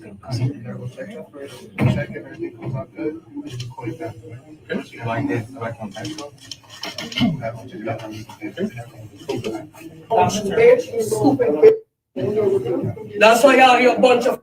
I wish you would. I wish you would. Yes, the family. You're all a bunch of big. Don't tell me calm down. We don't like none of you. You okay? No, how can I be okay? You okay? Are you okay? Are you okay? I look like I'm okay? Don't come up in my face here because I hit hard. Try it. I wish you would. Try it. You try me and see what the fuck with. Be angry. All of us angry out here. So don't think it's y'all alone. Get out of here. Who you telling get out of here? Why you telling me get out of here? You ask me a question and I'm answering you. Get out of here. Yeah. What's wrong with you? Oh, stupid ass. You gotta hide your face. You wanna go to jail? You told me my mother can tell you anything. What's wrong with you? You wanna hit me? Hit me! You ain't got me. Nobody scared of you. Hey, come. I got rings on you, so me and you gonna fight. That's why your kids that don't like you and your wife is on you. That's why you gotta hide your face. My face ain't hidden. I'm American, you stupid. With y'all, you can take me too high. I'm showing the Zodiac first. You know what to do? Tell them, no. You want me? With y'all, fuck you. Put that on the news. Let Trump see it. You put jump for that. For what? What's going on here? I didn't touch you. What's going on? What are you guys doing? Yes, she do. She does too. He gotta come back to court. Wait a sec. Yeah, she's definitely not Jamaican. Where say you love our Onika St. John, you love our energy. She from one of them islands though. The individual that she was with was detained and she said, tell him why. Because the guy took his paper as he was coming out and said, he said, let me see your documents, and he gave it, and then he said, you're gonna be detained by into immigration custody, whatever. And she said, why? Tell him why. Tell him why. So he started explaining to him why he's going to be detained. And then you hear when she said, don't come up in my face because I hit hard. Don't come up in my face because I hit hard. And that me I telling a long time. So some woman out here hit really hard. And men be fighting them, and you ain't got no choice but to fight her like a man because she hit like a dude. Hey, man. I'm not in, not American, not Jamaican born. Not American, not Jamaican born. She's American by definition of citizenship, which means she was naturalized, then she's an American, right? Naturalized American. But she's definitely not a Jamaican, but she is from the Caribbean. Them Caribbean women, them spicy. Them spicy. She would have split batches. Yo, big up yourself, Elaine Turner. Big up yourself, and thank you. I appreciate you. Batches says she would have split his wig. I tell you, she would have been hurt. She would have gotten hurt. Don't let your ego get ahead of you, right? As much as we would want to see her victorious, we already know what would have happened right there. Whether him lick her first or not, we would know what would have happened right there. They would have all jumped on her. This is where they get to handcuff you while kneeling on your neck and one knee in the center of your back and twist your leg like a dolly leg. You know, a dolly leg or the dolly leg, them can go run around. So, yeah, she wouldn't have been all right. She wouldn't have been all right. Sometimes it's best to just play it easy and walk out. Sometimes it's just play it easy because you're not going to win. You're not going to win. You could end up with broken bones that nobody is liable for, especially under this climate. Remember, I know Trump already said those guys, they're not wrong for anything that they're doing in the line of duty. So if you get in their way and them end up push you hard and then you think a fight and punch back, and next thing you know, you get two big heavy boots under your ribs. She's a woman at the end of the day. And there are some big guys in there with their face fully masked up. They're going to punch her like a man. So she's not winning no fight in that building. I applaud her for her bravery, but there's a thin line between bravery and stupid. I'm not saying she's stupid. I'm saying there's a thin line. You got to pick your battles well. You know what I mean? I understand she's angry and her people just got taken away. Yeah, they would jump our benches. And you know that too. They were about to. S-Diva. I think because the press was there, they didn't. But they were about to. If she did stay there and talk a little bit longer, you saw how they were trying to like get her in the elevator, like get up out of here. Because this is about to go bad really quick. And once it starts to go bad, you're outnumbered, man. You can't do nothing. It's not like they're locking you in a room and say, here's a fair one-on-one fight with you and this individual. You see how many of them are in the hallway? They would have swarmed her. And when them swarm you like that, you know, the people them where you come with, them not help you. Your auntie are going to stand up there and watch you get beat up. I saw one of the most disparaging videos ever. It was this woman now, they just awarded her like, y'all might have seen the story. So I don't want to get the number wrong, but I think it's like $75 million or something like that. She just got awarded. Young black woman, mother of 3 children, 3 or 4. They were doing a road trip. Hold on, the caller. They were doing a road trip, and you know when you're doing a long drive road trip, her father was there, and so they were taking turns driving. So she said to her dad, you getting sleepy, let's pull over so I could go to the driver's side and you come in the passenger side, and I'll drive till I start getting sleepy. You get some rest, and then we'll switch out. But we not stopping because we trying to get home. So they pulled over on a random highway, don't remember where, in one of them places there. And as they were switching seats, a police officer pulled up behind them, a cruiser with the lights on. So the cruiser police officer asked, what are they doing there? And she said, we're on a vacation drive, but we're heading back home. and we're just switching drivers. My dad's going to the passenger seat, I'm going into the driver's seat, and the police stop right there, don't move, driver license, registration. It escalated to the point where they punched the woman so hard, knocked her unconscious, and then they lied to try to cover it up. And they dragged her unconscious, handcuffed, to the back of the car and laid her down there beside the busy highway. And according to the investigation, the affidavit, the documents that they found with the court case, she was out for a long time.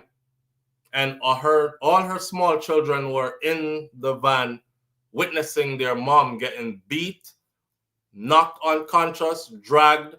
All this enough for nothing, because they weren't doing anything. They took the case to court. Now, I say that to say this. Her father was there. And you could imagine as a father watching your daughter be beat unconscious. Every time these happen, I think of like Melania and Nika, my two daughters. And like me just having to just stand there and just watch a man like uppercut your daughter who is in handcuffs already. And your daughter just goes unconscious in front of you. And then her three little children there watching. Thanks to the judge who came to this judgment, the judge said the damage that was done to this family, especially those small children and that woman, is damage that can never be repaired. You know what I mean? They're going to need counseling for this. Those children are going to have that etched in their minds forever. How the police uppercut my mom and knocked her out unconscious while she was in handcuffs, dragged her unconscious body to the back of the car where they couldn't see her no more, kind of thing. All the while her dad is there telling the kids, calm down, because of course the kids were hysterical, right? And all of it played out on tape. And they lied in their report as to how the interaction went. Their own body cams found them guilty of what they did to that woman. The officers were fired. They received a massive amount of money. But these things do happen. These things do happen. But imagine being a dad, right? This is your daughter you sought to protect your whole life. Even if I'm on a damn cane, even if I'm old enough to where I'm just old and frail, I think I would at least try to swing my cane, get off my baby, kind of thing. But imagine just standing there and not doing nothing, and you watch a man uppercut your daughter and she got unconscious, and you know your daughter didn't do nothing. I said, damn. That's messed up, and I hope that never finds me. You know? But while we're on it, we could go over to the other video that I wanted y'all to see. So sometimes choose your battles wisely, because this sister right here, as loud as she was and whatever, and as much as a lot of people are bigging her up for being that, this could have ended really badly for her. Really badly. If one of them did pick her up just now and slam her and abuse her, nobody around that would have helped her. She would have just got abused, because we see it happen all the time. And then nothing would have came out of it. Right? Now, this family right here, and this is the reason right here, changing gears a little bit, this is the reason right here why I said living in the U.S. gets sometimes to where I just have to escape. Did y'all see the video? Everybody is saying they're Jamaican. I'm detecting a Jamaican accent as well. It's the video where the police officer confronted his neighbors, went on their porch, pulled out his gun. They didn't even know that their neighbor was a police officer. That video. Have y'all seen that video?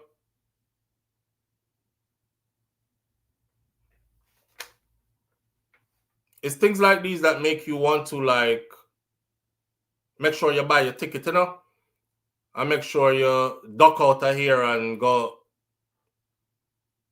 Get out of here with the pen. You want to do this? You're a police officer. Really? All right, so this is an interaction right here with neighbors. Watch this and then I'll say what I gotta say. Get out of here with the pen. You want to do this? You're a police officer. Really? I'm a police officer. Get the pen away. Back up. Back up. I thought I was gonna die. Right on my porch. I'm still shaking. A Selden couple say they returned home to find NYPD officer Douglas DiBenet having a tantrum on their front porch following a road rage incident with their college student son. You tell your son to stay away from my house. Your son is driving past my house, casing my house. Investigators say the 24-year-old Stony Brook student was driving down the street he lives on. His neighbor, the off-duty cop, was coming in the opposite direction and was forced to move over and slow down. Words were exchanged. Instead of retreating, the gentleman say, if I catch you on my block again, I'm gonna kill you.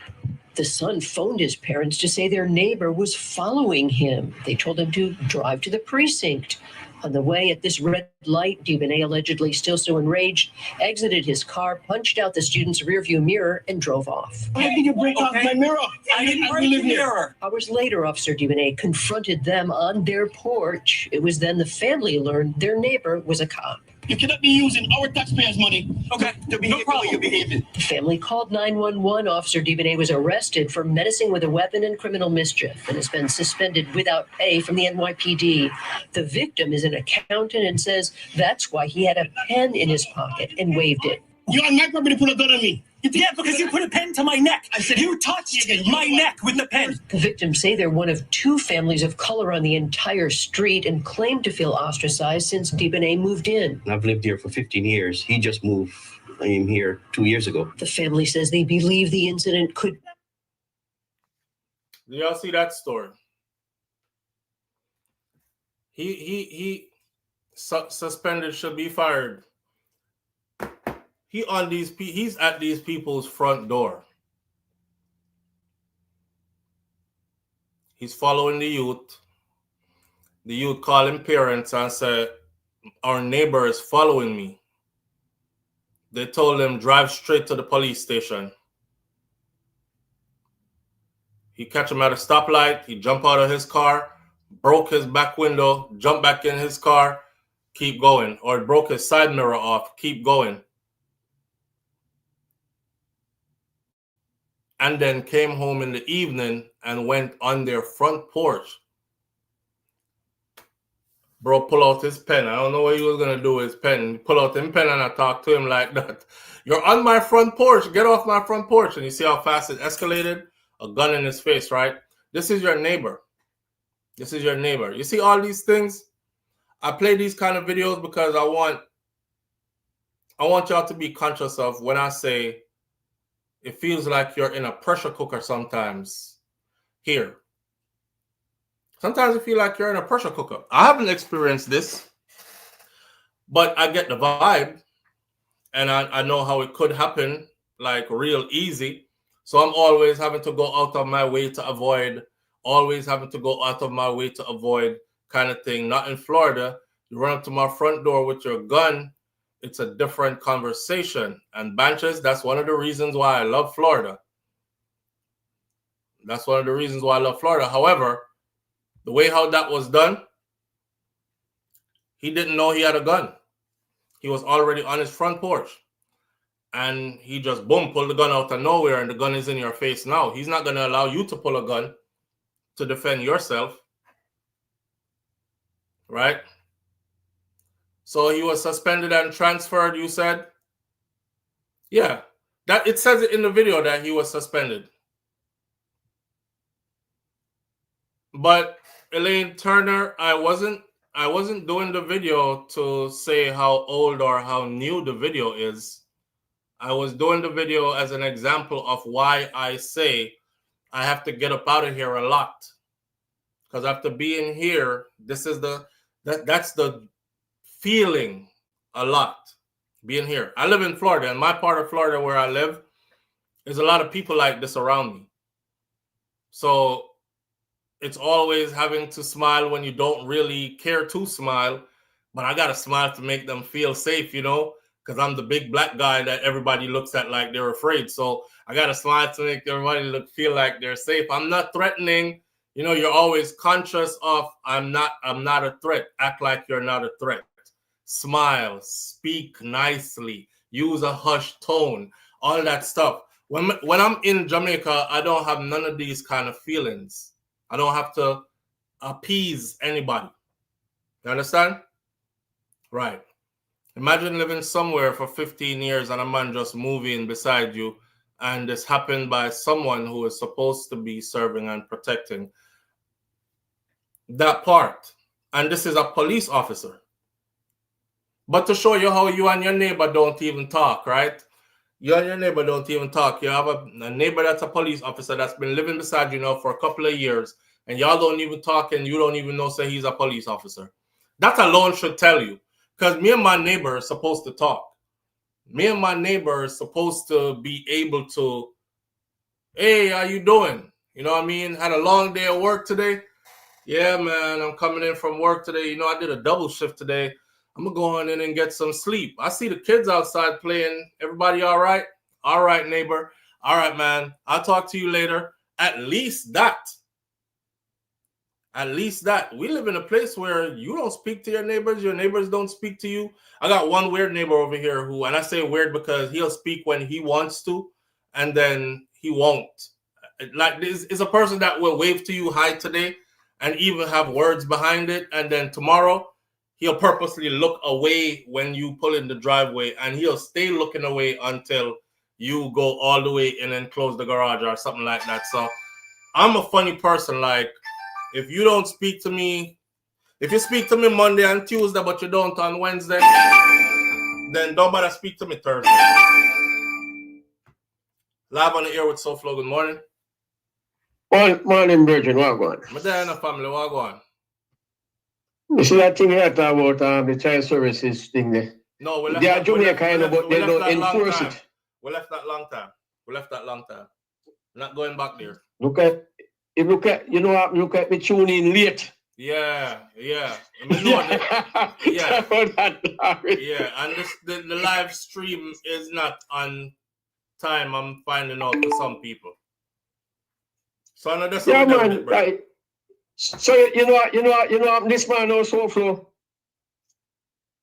The school bus right time go and knock scene. He broke down on the hill rasta. That's why I was a class late teacher. Yeah. Yeah, man. Go up and knock scene, the bus broke down. All right, brother. All right. All right. Enjoy your weekend, brethren. Manners and respect here. Yeah, man. All right. A whole heap of people stay so SouFLo. Yeah. That's why I gotta get up out of here. Cause after a while, it really feels like you're in a pressure cooker. Everything starts bothering me. Cause it's not natural to live like that. It's not natural to live like that. Live on the air with SouFLo. Good morning. Yo. Marvin, what going? Big up yourself. Yo, I'm gonna speak Netherlands to you now, yeah? From yesterday, I called in, I'm free to them and I work. Gefeliciteerd met jullie en je nieuwe kind. Ja? Gefeliciteerd met jullie en je nieuwe kind, hè? Yeah, congratulations to you. And lovely, hè?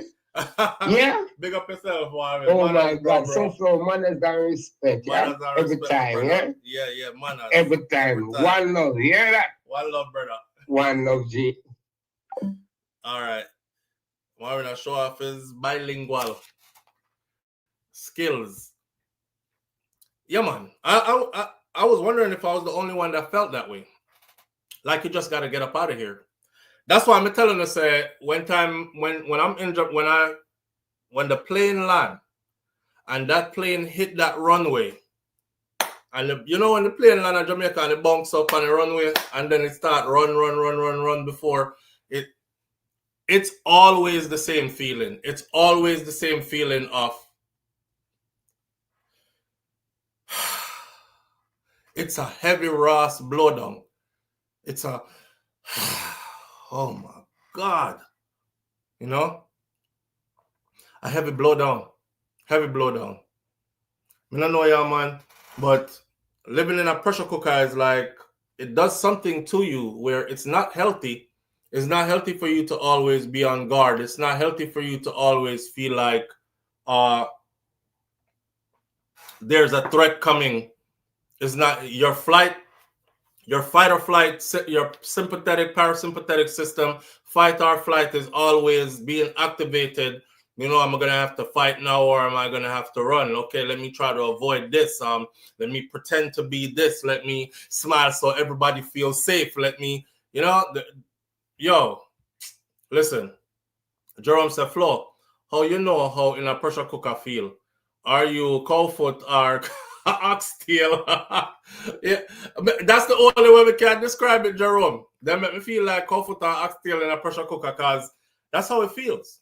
That's how it feels. I'm not cursing America. I'm saying, you know, we got times where life is beautiful here. I'm not cursing it, but I'm just saying where I'm from is definitely very different than all this. I watched when name they talk last night. Jamal, dancehall artist Jamal, was talking last night, and Jamal said, "Boy, it's only now that he's getting to travel the world. You know, travel himself, jump on the Iron Bird a couple of times now and go a couple of places, and he has to confess that every time him go up on the plane, he wants to go back in yard like right away. Him said, bro, all me want to do is go, do my show, go back on my yard. We've been hearing for so long, right, that, oh, Jamaica is paradise, but you don't really see it until you start to travel. So he was basically talking to the ones in Jamaica who follow him, who haven't left it yet. Can you tell the average one of them who haven't left yard yet, say, why, Jamaica paradise, you know? And they're like, yeah, foreign me want to go. Can I reach a foreign, whole heap of things can go on for me. You know what I mean? And you're like, me say, you know, if you go foreign, because foreign for everybody, you know, opportunity there if you make things, but brother, may I tell you, a whole heap of things there foreign where you would have rather their yard, right? And he said now that it's only when you get to travel, and now that he is traveling, because him just get him papers the other day, he's like, now that he is traveling, he's able to see. And he was like, yo, Jamaica, we have the whole of we tree them have fruits and food everywhere. And, you know, we have beaches, streams, rivers, down a gully, all kind of sitting. Boy, when they're foreign, it's like, people have to wonder how come people live them kind of life there, you know?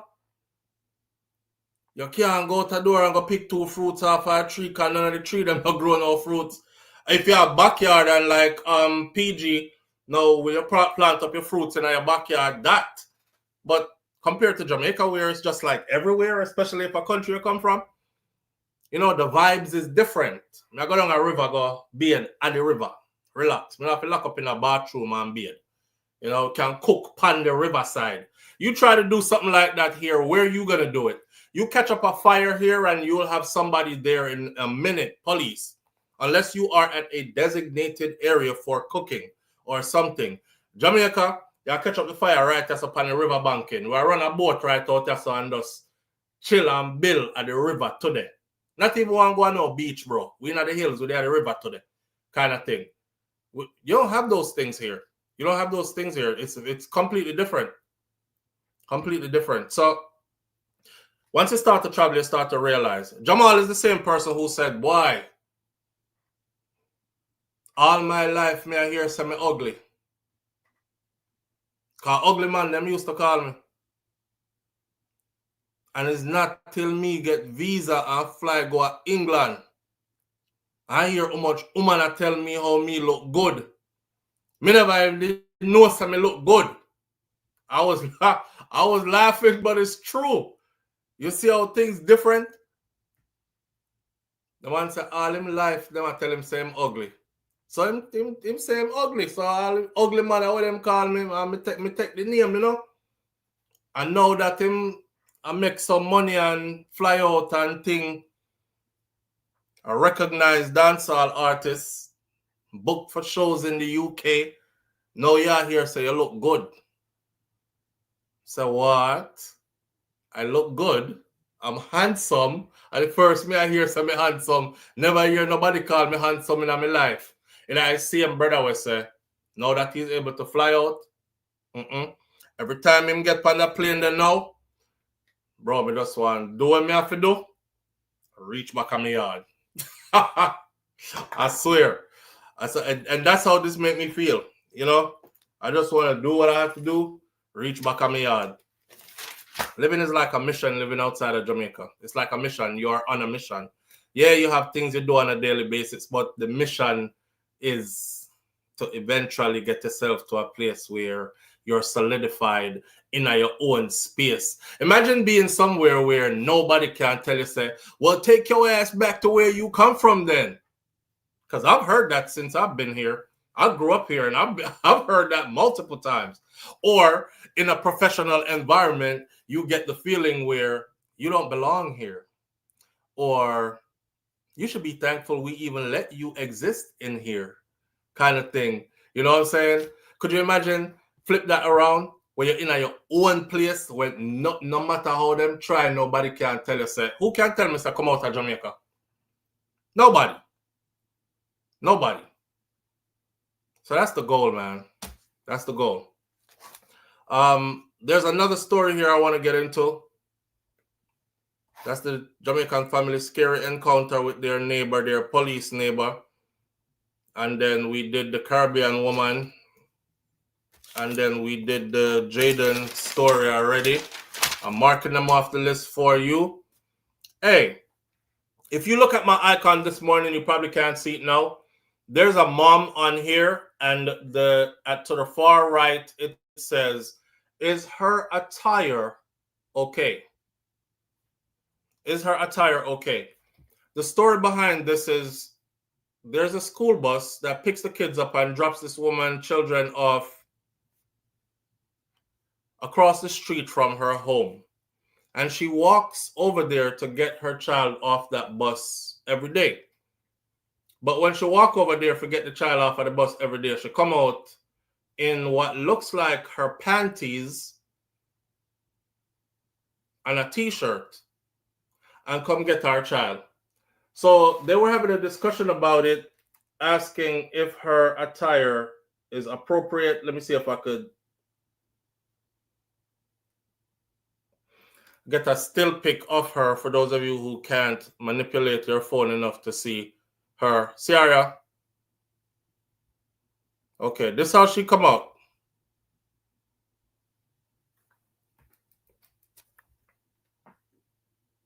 So this is how she picks her child up from the bus. And they said this is how she also shows up to the school sometimes if she has to come to the school to deal with anything with the child. Want to see this? Look on it good enough.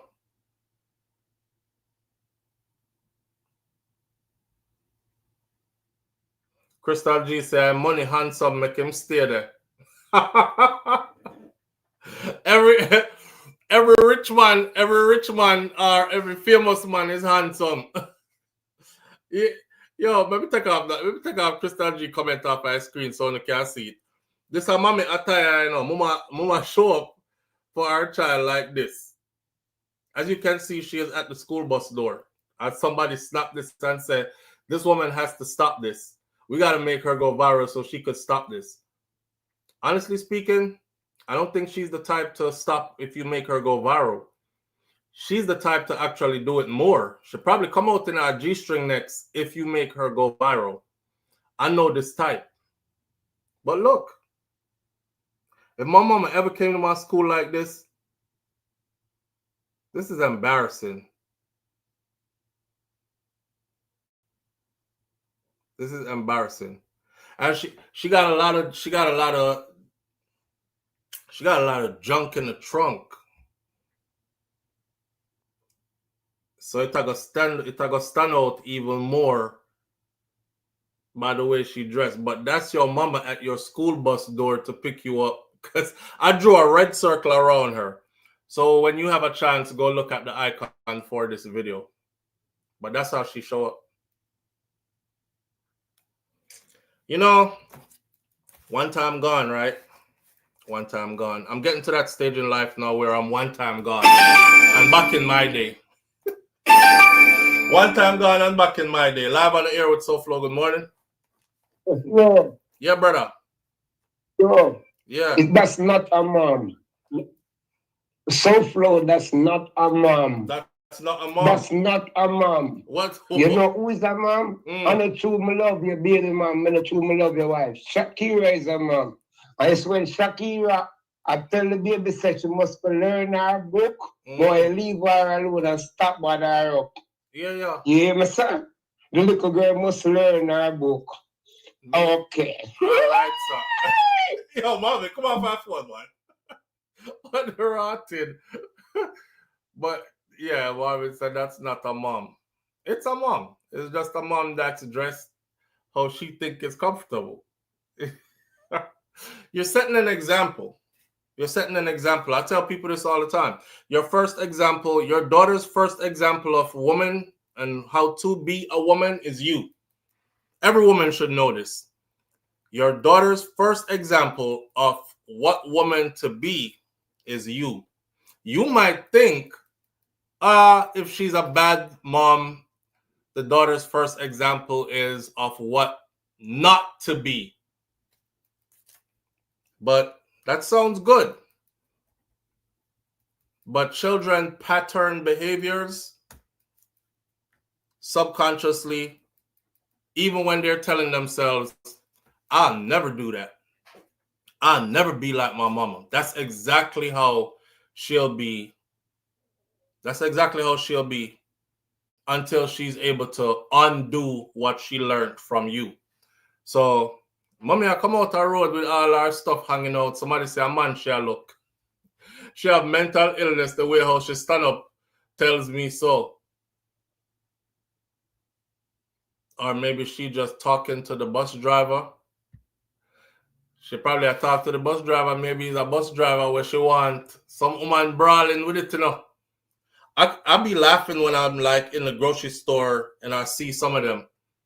Because some woman can't help it. It's like them get a little feeling that like them want something. And next thing you know, she like, me, I get some wood today. I'm getting me some today. I don't care. You be finding them in the grocery store looking like she definitely come out to get something today. She don't look like she care who she get it from either. You know, some woman boy, then them Isla ride them. What you say, Audrey? You that disowner? Is that your mom? No. Mama, why you gotta come up here and embarrass me like this? That's embarrassing. Real talk, Flo. My daughter is 6 and she always wants to look and dress like me. Yeah, man. Every little girl, that's there. You are her first example of the type of woman to be. If you are loud-mouthed, disrespectful, aggressive, all that, that's exactly how your child is going to be. And don't bother tell me about, no, because my daughter temperament different. You will see when she gets old enough to start moving around, navigating, where she have to think for herself, defend all that other stuff, she's going to take on that mannerism as well. You have to be. And the same way how you dress and all that, same thing with your daughter. Pum draw them, drape up. You know, when you can count, you can actually see the split of the vagina is open up front. The mons pubis is pressed for space. Yeah, I see them where your daughter them are going to do.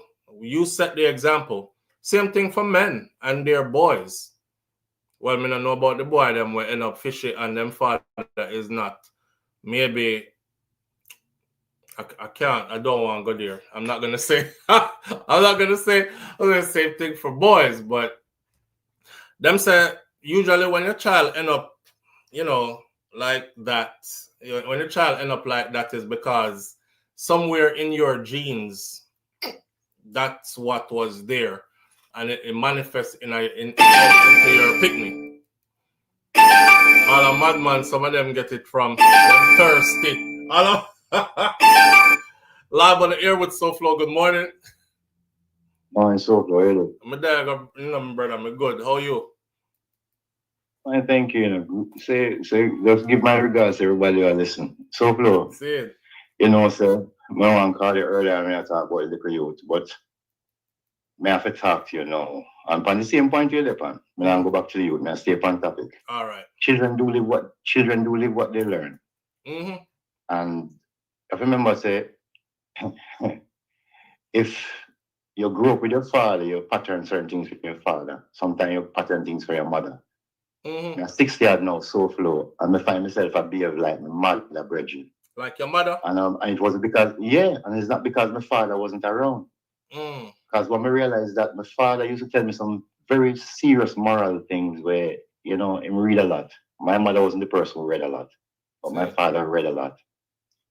Because he was in the field of electronics and he was a technician, radio, TV and all that. So as we now wine coil and a rap speaker and a wine speaker and repair, you know, transformers. My mother was a telephone operator, so she was a more vocal person. So then I tell me the same thing that my mother used to tell me. And what I also noticed, I have some friend where when you say something like while you say you don't want to go there, well, I go there and it's not your opinion. Good. You know, so I have brethren and I part them as like a boy. We go to Mr. Man, I took down one PP brethren. Okay. And I'm saying that to say this. When I observe it now, because I have germs a long time, and I learn a few things about human psychology. I'm realizing that you appear girl pit and 7 girl pit in the house and I'm the only boy. That would be like torture. Right. And when you have a discussion with him, even nowadays as a man, when if I have issues, I'm a good brethren, I have my reason sometimes. And I say, you know, I have an experience so and so, and he said to me, what, brethren? Yeah, so the girl them time, I'm say, stop. You know, I think it's because you have a different experience with women. You know, so it's like some men you can't go to them for advice when it comes to women because they're damaged. Some women, if a woman is not happy, unless I have a relationship problem, I'm going to go to a man with unhappy. Him never tell me nothing positive. So you need to go to happy people who are still probably married to advise you when you're in a married situation. The same thing happened to kids. I've seen my brethren, I took down and beat the brethren. And maybe there's something wrong. But back in the days, we never get it. Never know. So when you them from chichi man and so, man, I have to point out them things that here. Yeah. So because you know we ignore these things, and then you have some women they want to wish for one daughter and then get a son, and the next thing you know, them start put Q-tex on you with finger. Yeah. I've seen that. Right. I've seen that. Right. Yeah. Right. No, me laugh with you about the lady who come out dressed that way there. It's traumatizing for a child if the mother come and pick up the child and show up at the PTA meeting like that. Yes. But you know, that's some really serious parents. You know, I have relatives who like them come pick up at school if something went wrong with the teachers because it would be an embarrassment. So I'm saying that to say this. I was living in a house for years with a woman, and she didn't bathe for a long time. And in this country, she just think that when she go to a shopping center, I'm walk through the shopping center, I'm gonna smell her. That was your woman? When she walked through the house, and she walked through the house, all the tenants them in the house, I could open up the whole place to make the place air out. That's how stink this woman was. And what was happening? You couldn't even get. Yeah, seriously. And when you have a child, what did that happen? That's all. Like what? But more sure something sick about it now. Okay. The child bathed every day, and the child was very clean going to school, but the mother was a messy. You see? So sometimes, if your father is an alcoholic, probably you as a child, you're so traumatized that you'll never touch alcohol again. So sometimes children do live what they learn and learn what they live. But you have cases where children are so traumatized from their parents that they end up going into professions also based on what they experienced. What were you doing around her? Because I live on the ground floor and she lives on the 3rd floor. Okay. I thought this was your woman and living at the same house. No. We have a family house. We are 1, 2, 3, 4, 5, 6. Okay, those units are in there. All right. Got it. And when she passed through the house, the whole house stink. Can you imagine you're going to Walmart? This maybe an instance. There's a thing like a Walmart in town. And when she in there, and we going there, we know she in there. Yeah. When she got the cash register, everybody go to every other cash register, but her cash register, she alone did it, and the people are well knows why dealing with her. Yeah, I've had that. I used to work at this one facility, man, and every time I go in, when I go in to do start my day, I could tell already. So I would say the nurses station was right at the entrance, and as soon as I walk in at the building, I would say something like, "Y'all just had Miss Jones up here just now, huh?" And everybody would be like, unique smell. And everybody would be like, "You so full of it." I said, "Nah, I'm serious. Did y'all just have her up here?" And they're like, "Yeah, how you know?"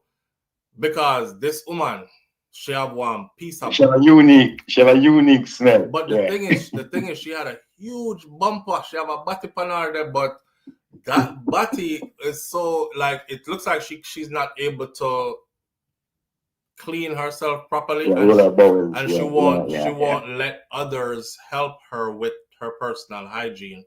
Cause I can bathe myself, I can take care of myself, and she can. She's one of them that walk around the facility, kind of thing. Our husband was there as well, but he was more in a dire need of help than she was. And boy, she just carried the smell, and I'm talking about a potent smell.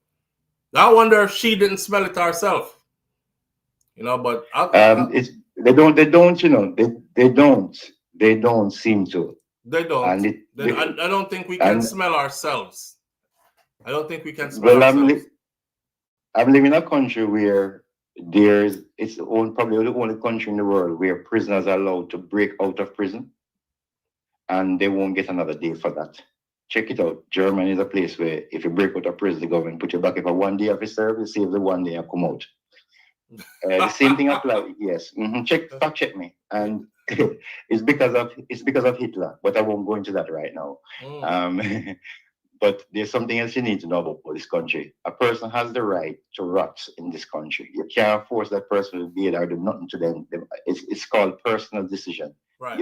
It's like controlling your own destiny. Right. Right. The only thing they're not allowed here is euthanasia, which is then you taking your own with medicinal whatsoever, right? But it's a weird place. I'm only saying that we said this. What you see happening in America, you have some sitting there going out and say, Mr. Virgin, you have certain things in life, you need to eat it again. You understand me? So it's the world weird, and children have to grow up with them brown and weird people. I have a question for you. And it's not along the lines of this. It's along the lines of another topic here, because 2 brothers were identified after the U.S. blow up. Now I want to ask you, but I know how your brain works already, and so all right. 2 brothers were identified, right? As collateral damage. The United States of America made an announcement. They are in the Caribbean Sea, and they are bombing boats out of the water. Yeah, I'm aware of that. Yeah, right. Venezuela situation. And Jamaican fishermen are afraid to go too far out. Trinidadian fishermen were saying they were afraid that they would be taken as hostile and might end up losing their lives as well. Well, there's a story here now that tragedy has struck for Trinidad, because a couple of Trinidadians were killed in the last boat that was. Exactly. Yeah. What do you think about them being in that Caribbean water and just blowing these boats out of the water like that? Because no explanation is being given, Right, but don't forget that our governments. Did you know that the U.S. government can come onshore in Jamaica and also even take persons from Jamaica as long as they're in the company of the Jamaica Constabulary Force? Because we had signed off on that a long time ago. So they operate in our waters. We can't really do much about that. However, there are certain treaties. Trump is violating a few things, if I may say his name. He should have taken these guys into custody with the evidence. But blowing up the evidence is not just collateral damage. at the moment, we don't even have the evidence to prove that this is really what's in there. So you really need to grab them both. It's not his intention. It's to destabilize the region. And the reason for this is everything is connected. China, yeah, and we're looking at the fact that there's a certain amount of chips are being made on the island next to China, one. Then you have another front in Ukraine, and you have a front which we're now trying to use through Syria to get to, let's say, Iran, former Persia. And then you have a little place between North Iran and Russia, which Russia is trying to build a beltway to get down there. It's called Azerbaijan. So now we'd be saying, what is the Caribbean has to do with this? Chinese influence, Russian influence anywhere in the Caribbean can create a situation like Cuba back in the days in 1962 with Kennedy, when the Russians placed missiles in our hemisphere. And Turkey had missiles pointed at Russia. The Cubans had to remove the missiles with the Russians, and Turkey had to remove their missiles. That was all that was dealt with. Now we have a Venezuelan situation where we are now going back to a situation with Cuba. Okay, so back in the days with Kennedy. All right, but without going into all that though, let me put something out there. Two things: the top admiral who was leading this expedition stepped down yesterday. Looks to be a black man too, but he stepped down yesterday. Yeah. Many people are saying that his conscience won't allow him to go any further. And also the president has now said that he's thinking about on-land strike in Venezuela. Yes. Like fighting on the ground in Venezuela. But you as a former military person know that infantry will be needed if you're going on the ground. And Venezuela has borders with like 1,300, 1,200 with next door would be Brazil, and they also have another 1,300 with Colombia. And then you check a coastline of about 1,500, and most of the Venezuelan population is on the coast. However, this country is larger than France and Germany combined, and this is not like a walk in the park like in Iraq or elsewhere. And America might be inviting other Latin American countries to start a big anti-American war, a Yankee war, which America would bite off more than they can chew. This can go really, really wrong in the hemisphere. Okay. And it's not good for Jamaica. And I don't think our governments in the Caribbean should just kick back and look. CARICOM need to meet fast, and speak with one voice. And don't let Trump invite three members of CARICOM to you. No, everybody have come, or nobody at all. That's the problem they're having now. That's the problem, not to cut you off, but that's the problem they're having now with the Trinidadian prime minister. Is it prime minister or president Trinidad? A prime minister. Trinidad's prime minister, that's the problem they're having now, because they were saying that CARICOM wanted to present a united front and move forward to this issue, but she has stepped out of ranks and she is saying, I'm not siding with you, I'm siding with him, with them. So now CARICOM doesn't look so united in, their opposition to what is taking place. Right, and it's happening all over the world. You need to divide and rule is the order, SouFLo. So until CARICOM speaks with one voice, then Jamaica can't go before the UN. Everybody have to go to the UN and go present that one day. Right. Secondly, America, you can't carry America go to the World Court. You can't forget about it. America no sign off on that. All right? You can't carry Karadzic, Milosevic, you can't carry any African leader go anywhere. You will never carry an American leader go nowhere. So I think we as a Caribbean community need to speak with one voice. And it's going to destabilize not just tourism, because who are going on a region where there's a hot war in any form. So that can destabilize a whole heap of something to a whole heap of people. But don't forget that this is just a third front to stretch the people and the eagle, the bear, and the dragon. So they need to stretch that front, right? After speaking that terminology. So the end. Okay, I'm gonna cut this short. Obviously, some people are like them lost and stuff. So the end result of all this, you feel, is a destabilization of the region and grabbing of resources. Not true? That's the main thing. They're grabbing enough resources. The latter is the most important because they walk out of Iraq and take the oil, and this time them are planted to take the oil. It's as simple as that. It looks that way to me too.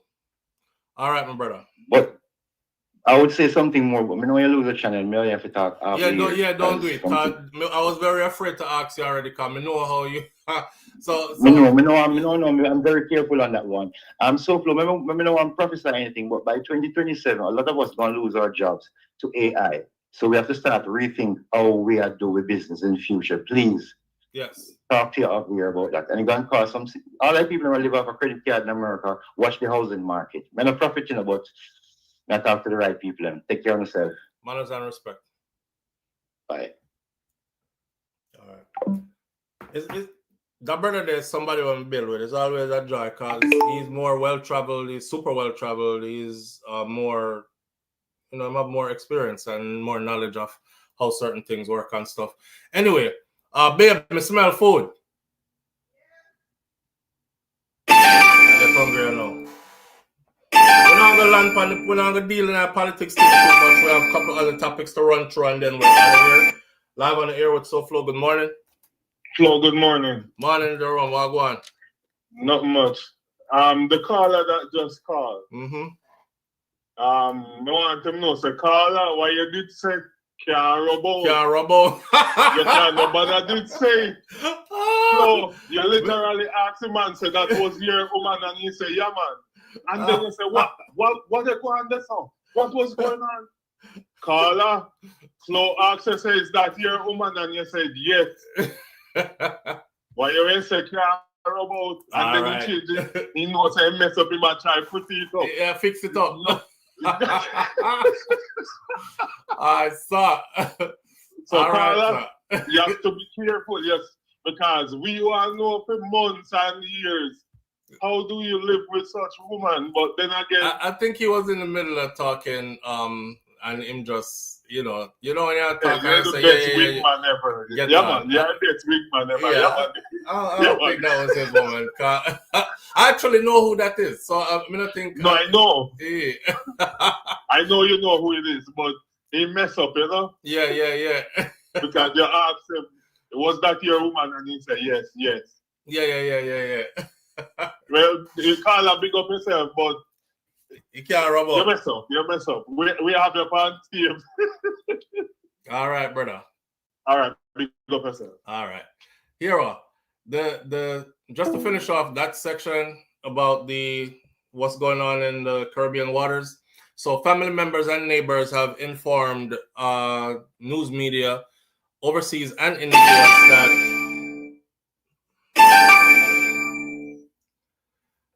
that two men from Trinidad and Tobago, who are believed to be among 6 people that were killed in the U.S. airstrike on a boat that was alleged to have been carrying drugs from Venezuela. Without providing evidence, Donald Trump said on Tuesday that the strike is in international waters had killed 6 narco-terrorists. And Donald Trump claims that intelligence confirmed that the vessel was carrying narcotics. It was associated with illicit narco-terrorist networks. Trinidad police said that they were still confirming whether Trinidadians were among the dead, but residents of the North Coast fishing village in Las Cuevas told the news media that 2 of their locals, one person named Chad, and they presented his picture as well, Chad Joseph, otherwise called Charpo, and Rishi Samaru, they were both individuals that went out on this vessel. So if the vessel didn't come back and everybody died on board, these are definitely the 2 guys that are missing from their community. Samaru was released from prison in 2021 after serving time for his role. You see how fast them go dig up the people in background after serving time for his role in a 2009 murder of a street vendor. They dig these backgrounds up so quick so you can say, well, him did do time for murder, so them boom him up out of sea. Them boom him up out of sea, a fish. Good riddance. Next one. Speaking with local news outlet, Joseph's mother, Lenore Burnley, said that her 26-year-old son was not involved in any drugs, and he wasn't drug running. and she lamented that the family had no body to bury because of how the explosives hit. It's like nothing is left when they hit them. She said, I leave everything in God's hands. Burnley told the news media that by phone that the people her family knew in Venezuela told them that yes, he did come see them, but he left and they were on their way back to Trinidad on that boat. So she's confirmed that that was her son on both ends. The family over there in Venezuela said he did leave on the boat, and she's saying he never arrived, and it's the same boat that he left on that was obliterated. Burnley said that her son was planning to return to Trinidad and Tobago after he just spent 3 months with their family in Venezuela. Venezuela is just 6.8 miles away across the water. That is not far. I get on a treadmill and do a 3 to 5 mile run, so 6.8 miles is not that far away. I don't think a lot of us who are watching this happen, we're like, yeah, it's the Caribbean and we're from the Caribbean, we're Caribbean people, but we don't understand how close it is to us, what's happening. Like for them, that stretch of water that he's crossing on that boat was 6.8 miles, 11 kilometers, and didn't make it. Joseph's grandmother, Christine Clement, also rejected claims that he was on a trafficking mission, calling the attack wickedness. She said this right here is just plain wickedness. And now the fishermen in Trinidad are scared to go out, to go fishing, to make their living. At least 27 people have been killed so far in such of these attacks off the coast of Venezuela, which the Trump administration said those killings are very necessary to protect the United States from narcotics that are being smuggled from Venezuela. Last month, fishermen in Las Cuevas, which is that same area, told news media that they were very afraid of being caught in the crossfire amid Donald Trump's war on drugs in the region, and instead of their usual routes heading west towards Venezuela, that's where they get good fishing. The fishermen have said that they now head east instead, just to stay clear of the coast and stay closer to the coast of Trinidad. Anything in the water around Venezuela that moves seems to be getting killed. The Washington Post reported on Thursday that the U.S. had since expanded its mission with elite Special Operation Aviation Unit helicopters conducting training exercises in that region.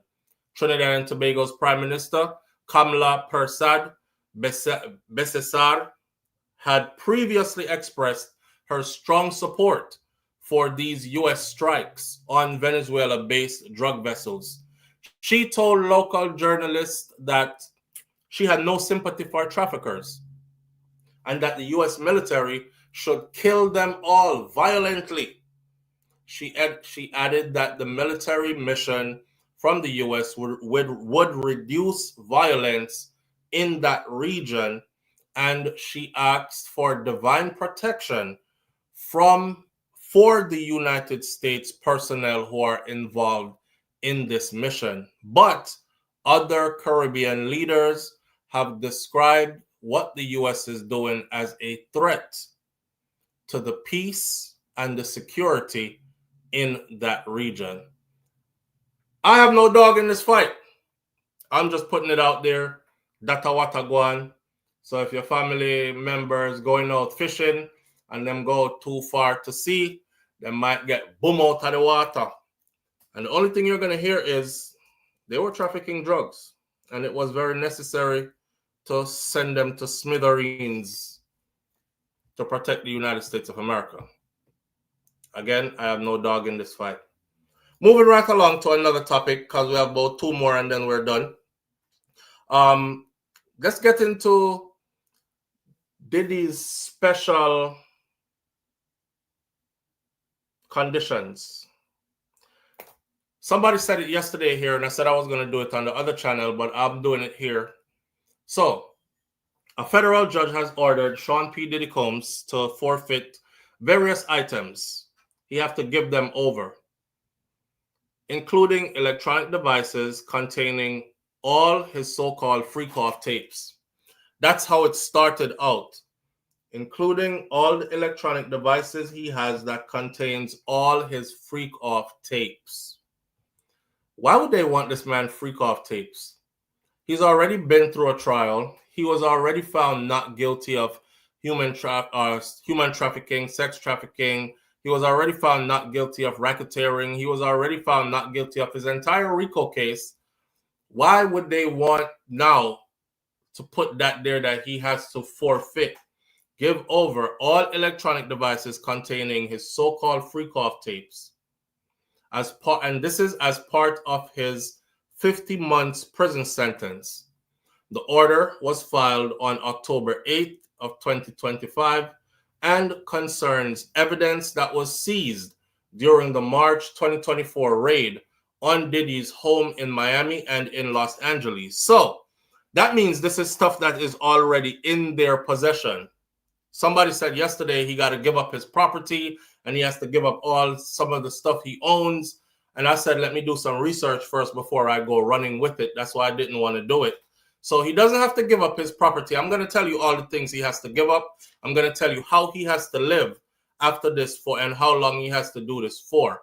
But when they raided the mansions and all the stuff that they took into evidence, those are some of the things that they're trying to keep. Because usually, if they raid your house, they take it to trial, you win, you beat trial, they normally give you back your stuff. They want to keep his freak-off tapes and all electronic devices that contain any of his freak-off tapes, which is weird. Here are the items that he has to forfeit. So, the forfeited items would include his Ibiza tapes. It's labeled Ibiza tapes. I guess they went to Ibiza and had a time. And there are some on video cassettes. That's how long Diddy been doing it. There are some on video cassettes. There are some that are on hard drives. There are some that are on multiple iPhones and some that are on iPads. And there are some that are on computers. And there are others that are on other devices. And there are other, I feel funny saying this. And there are others that are on other devices. And they want all of them. These materials are described as property used or intended to be used in connection with his criminal conduct. Therefore, they would like to keep them in their possession. You took that man's stuff and didn't find him guilty. Give it back. But hey, the order is in, and that's what they're saying he has to do. And now he has to also forfeit some cash. The order also covers $9,000 in cash that was seized from Diddy's, from him at the Park Hyatt Hotel in Manhattan on September 2024. When he was being arrested and they got him from the hotel room, he had $9,000 cash on him. And they took that. And now they want him to forfeit that too. Reason for the forfeiture is also given. The forfeiture is a consequence of Combs' conviction on 2 counts of transporting individuals for prostitution, which is the Mann Act, transportation to engage in prostitution. Although Diddy was acquitted of the racketeering and the sex trafficking charges, the government has argued that the videos were critical evidence that were related to the charges on which he was convicted. They were not. They were not. The freak-off videos, well, then again, they were. I'll be honest, they were. Because he did transport to engage in, and that is what they see is the engagement that he transported to engage in. So yeah, they have the video, they have the end result. off. I have a feeling that somewhere down the road, maybe 10 years, 20 years from now, even 30, we're going to be able to see all this stuff anyways. Right. Reason for the forfeiture is that they think it's a part of the case, and they were able to build a case that got a conviction on the later charges, the smaller charges. That's what helped to convict them on those, so they're keeping those. And the items have been turned over to U.S. Customs and Border Protection, which will hold on to them in secure custody before transferring them over to the FBI. Diddy has denied any wrongdoing regarding the freak-off activities and arguing that they were consequential. His lawyers are reportedly appealing this forfeiture of his assets. So while these orders focus on the tapes, on the electronic devices, the forfeiture of Diddy's broader assets was tied to the federal racketeering RICO charge on which he was acquitted.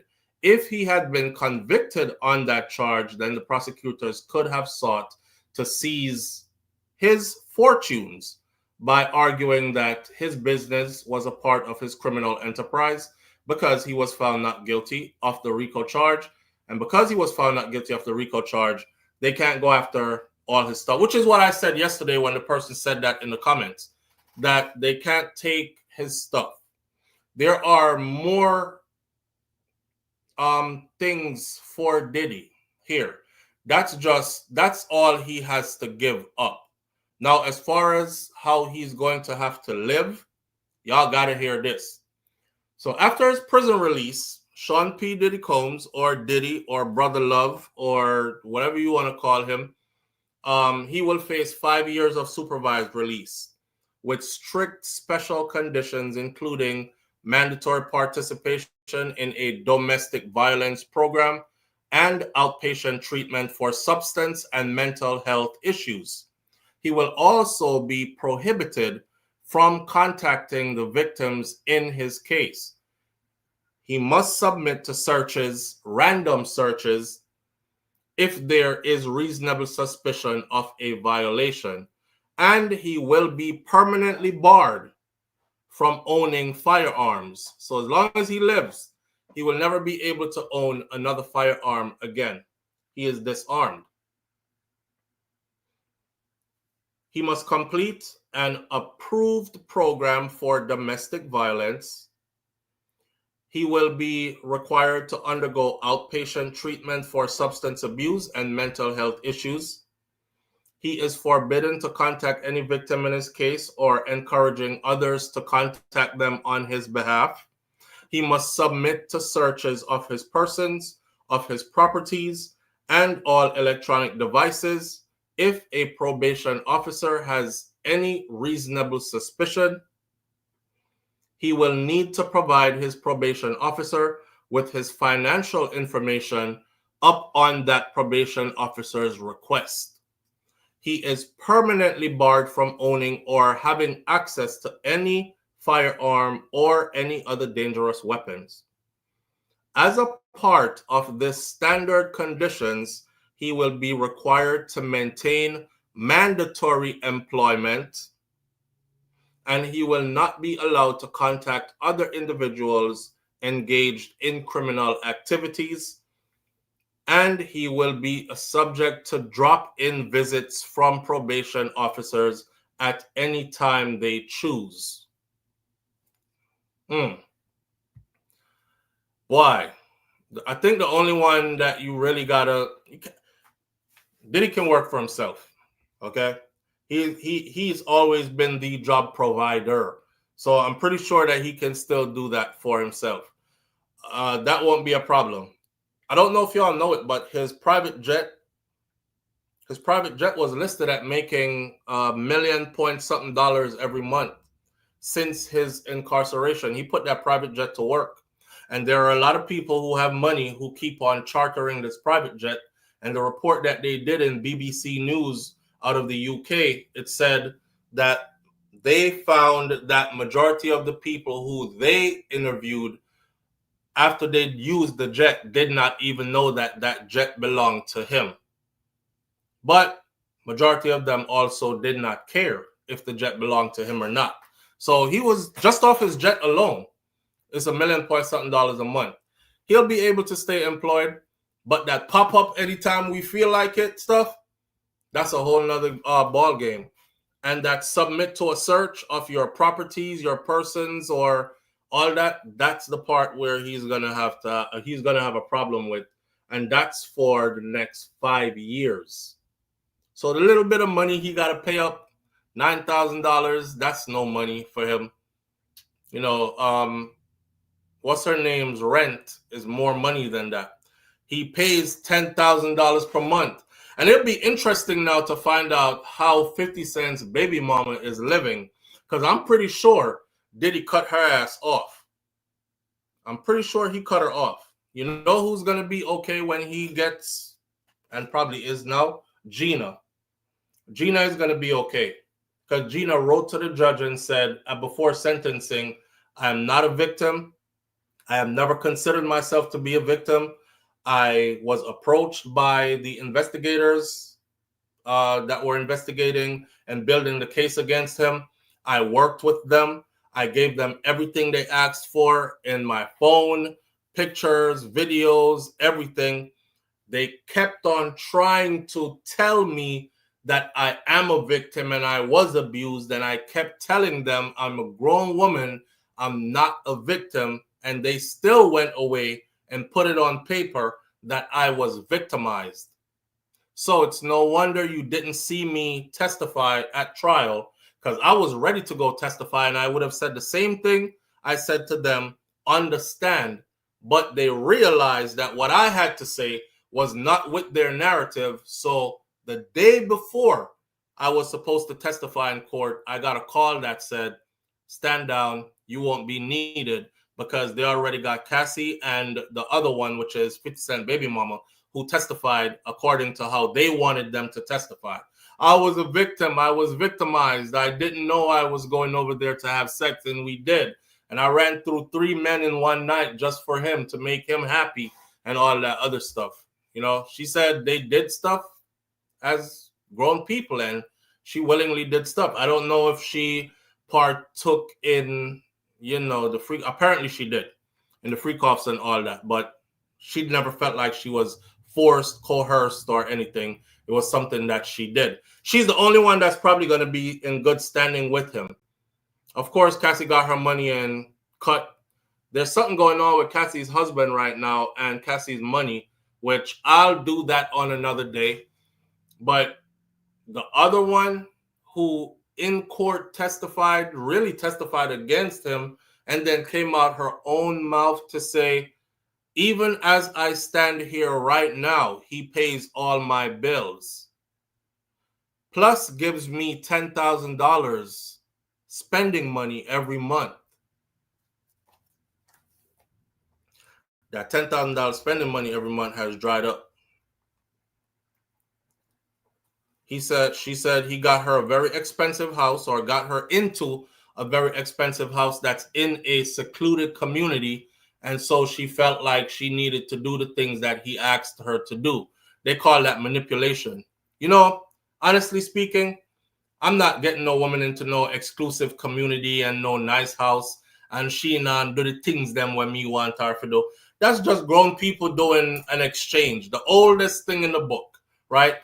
Young girl says she go sleep with Mas Rai, because Mas Rai get him pension and it big. And Mas Rai can help her pay off all our bills and give her an extra couple of grand for go shopping spree and ray. What was the difference here? What was the difference here? You say her child's father can pick up the tab? That child is, I guess that money wasn't enough for her, because she was collecting that money too. 50 Cent paying child support. He was paying a big check in child support, but that money wasn't enough. You know, I remember when this case first started with Diddy, and 50 Cent came out in the media and he said, "You little sex worker, you." And everybody was like, who the hell is he talking about? He said, "You little sex worker, you." And I said, who the hell is he talking about? And the next day, the picture came out with her and Diddy. And then, people were like, oh my God, you're calling your child mom a sex worker? Get off it, man. That is so disgusting of you. Only to find out when all the rest of information came out that she was, a kept woman in that way, as long as she did the favors that he wanted to be done. So 50 actually wrote that things between me and you were good. I think he said until I went out to New York to handle business, and then I came back to LA. And when I came back, by the time I got back to LA, you hooked up with old boy over here, or I forgot what he called him. He had a name for Diddy. When I got back, you already hooked up with him. And because he was paying you to do these things, his ego was bruised, Audrey. I think his ego was bruised because how dare you cheat on me? And then I would have wifed you. And instead of wanting to be my wife, you were comfortable being another man's whore. That's imagine a woman said, me, before me be your wife, me turn whore for one next man. I'll sleep with 3 men a night if you want me to do it. 4 men a night. She did testify in court that that's what she did one night, right? Yeah. She ran through 3 dudes that night, and then Diddy was the last one for the night. And she said that was the highlight of that evening for her, that she was able to watch his favorite Netflix series and cuddle with him, bathe him, and all them something there. After she done take 3 man. Listen, after you done take 3 man, me no want to see you.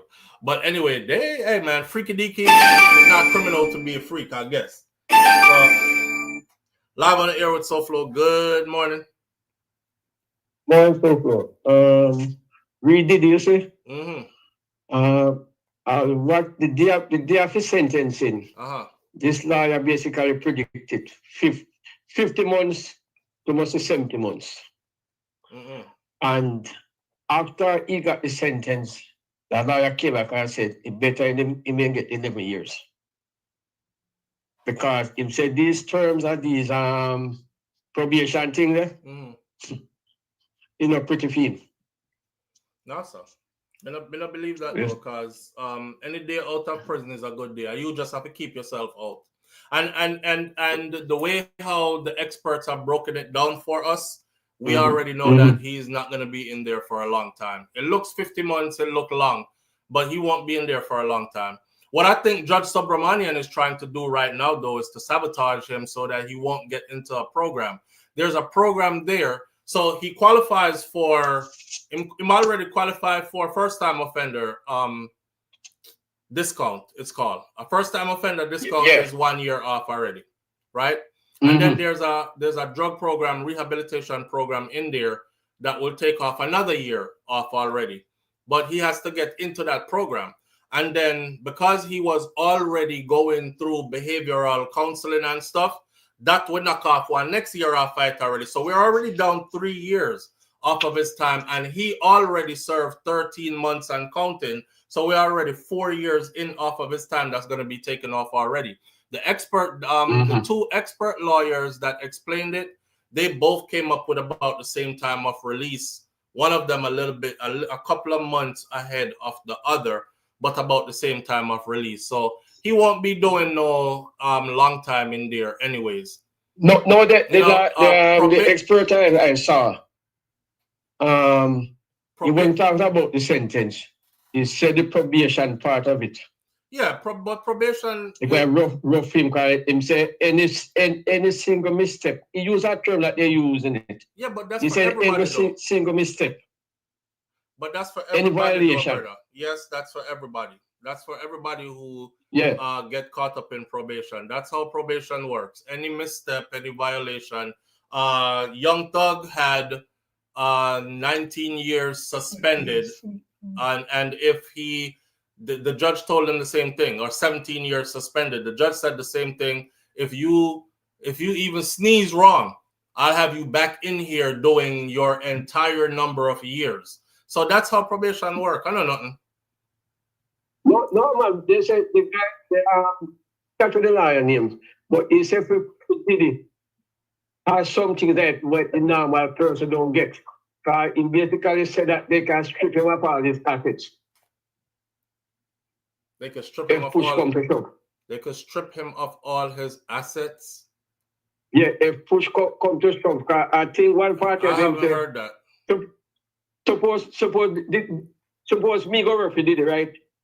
When you hear that, can't pay me. When you hear that, which part you get that from? Look up this judge name, this lawyer named Ceballos, because he's the expert lawyer on MSNBC. You talking about old information before this was settled. You're talking about old information before this was settled and before what is put in place now was put in place. That's what you talking about. Okay. Right. Okay. Right. So they can't touch his assets. I just read that. They cannot touch his assets. I just said that, brother. Okay. I know me just I said so, you know, is what they put out. Yeah. Right. Because the other thing that I heard the lawyer said was that all the judge and the prosecutor structure the sentence, them can't win, them can't beat the appeal. Well, I mean, that's the next thing. Am I doing time? He don't need to really beat no appeal if he's gonna do his time and come out. But like I said to you, he don't have no long time to do, so he'll be out soon anyways. Well, see, hopefully. All right. So. Hopefully, free him, brethren. All right. Yeah, man. Yeah, I'm late with that one day. He's talking about what that lawyer was discussing before all this happened, that they could take his assets and all that. That was the plan. I just said that. The plan was that they were going to confiscate all his assets, but they said it out loud, business and personal. I said that to you guys before. The private jet, the mansions, the 5 mansions he has on his name. I think the cheapest one of his mansions is like $31.2 million, and the most expensive one is $50-something million. He has like 3 of them that are $50-something million. They were going to confiscate all his assets, business and personal and all that. But that's old news. They've already said now they cannot touch his assets, right? Because he was not convicted of the racketeering part of the RICO charge. Brother, throw me off with him late info. Anyway, that's it. Right there. Right here. Mother accused. The last one I want to talk about is a mother that was accused of killing her child. Y'all remember this story that we covered where the mother was accused of her and her baby father getting into an argument in Jamaica. And she went up to the top of the house, and then they have a roof area that you can access the roof. She went up there and she threw the baby off of the house, and the baby dropped downstairs where the father was. That was brutal. That was malicious. That was everything that was wrong. Well, she ended up going to court, and she was found not competent to stand trial. She was found not competent to stand trial. And I thought she was found not competent to stand trial. It's in the Gleaner. She's found not competent to stand trial, and she suffered a seizure in court while they were there to see if she was competent to stand trial. Now, this is of interest to me because the same situation with Mavado's money and Messi Masado. See, Jamaica is a kind of place where if you can think about it and can do it, you can probably get it or get away with it, right? Just like how Jennifer Macedo is her proper name, but I call her Messi Masado because she doodled up herself in the courtroom, right? They said it was like running down her legs and it was on the floor and everything like that. I same thing this woman go to court go do. This woman should not be given this. her and that baby father was arguing, and up until the day they were arguing and she found out so the man have other woman, she was fine. She wasn't having no seizures. She wasn't losing her mind. She wasn't mentally incompetent. She literally took it out on the baby. Well, since you have other woman, then me no want no picnic with you. Carry the child up to the top of the house and fling the picnic over there. Picnic drop on concrete and dead. That's how she should be charged. She should be charged for murder. She should be charged for murder. But again, it looks like she's going to get away with it. Because this is Jamaica for you. As of now, she is found to be, she was declared unfit to stand trial yesterday. And right after they declared her unfit to stand trial,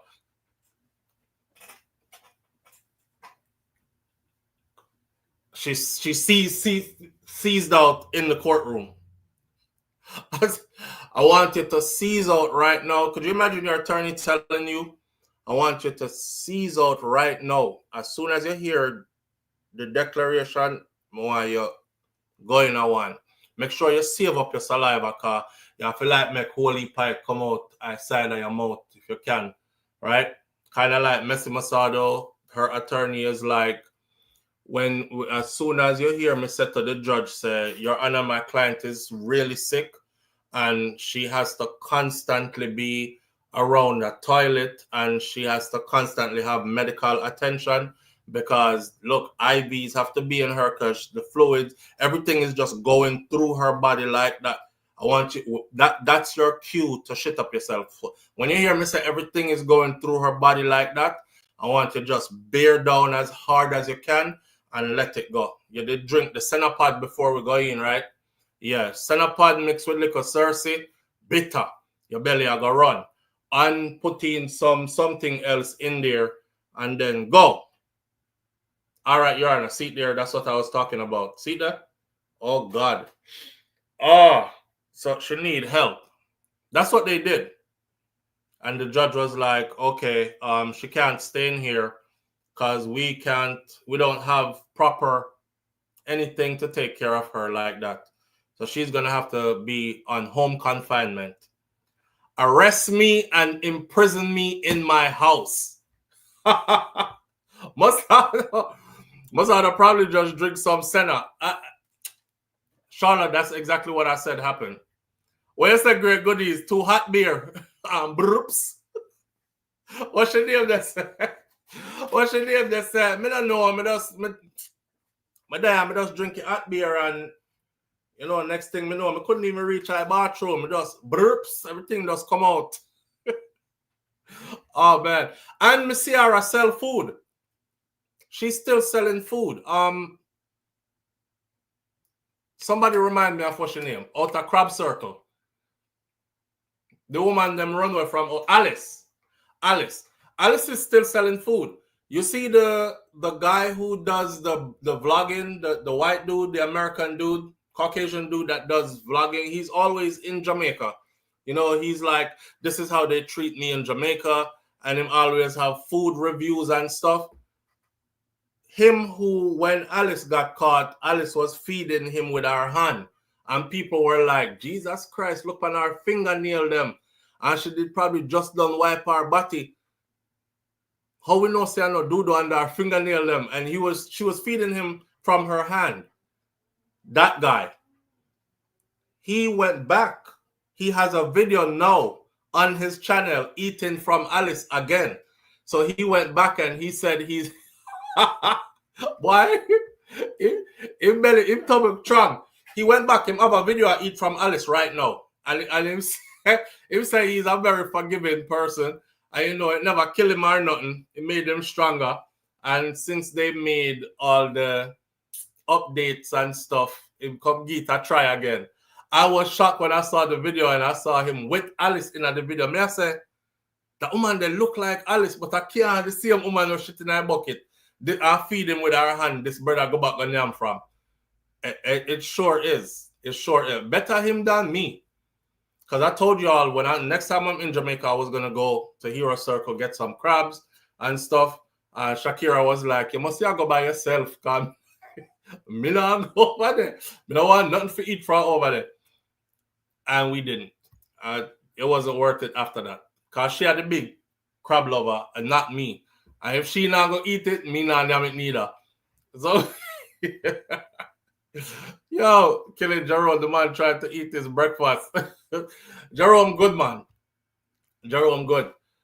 But yeah, I'm gonna go check out his video right now anyways. I'm gonna go watch the video about the interview with the family members of Jayden Smith. I'm also gonna I'll pull it up right now. So as soon as I'm done here, I'll check out the video of him eating from Alice again. I want to see if Alice's fingernails are clear now or if she used gloves now, all them kind of something there. I don't know. I might eventually end up over there one day. But I don't know. My stomach not so strong because I couldn't. Did y'all remember the part in the video where Alice shit at the counter? It was one thing when she was shitting in the bucket. That was done somewhere else.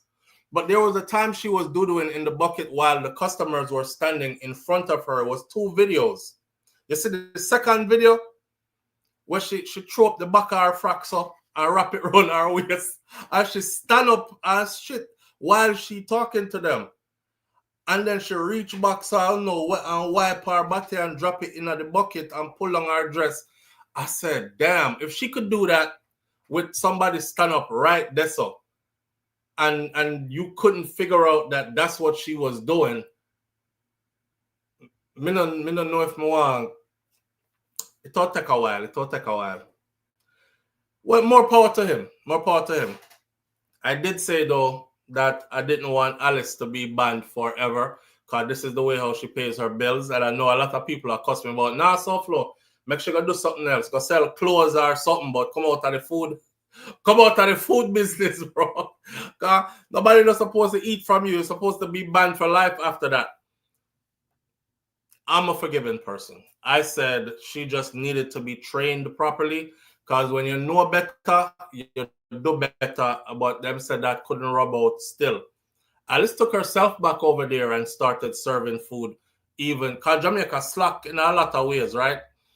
And them are gonna come round, but the inspector them not come round so much. Somebody turn up out there so I look and tell me when you see them come.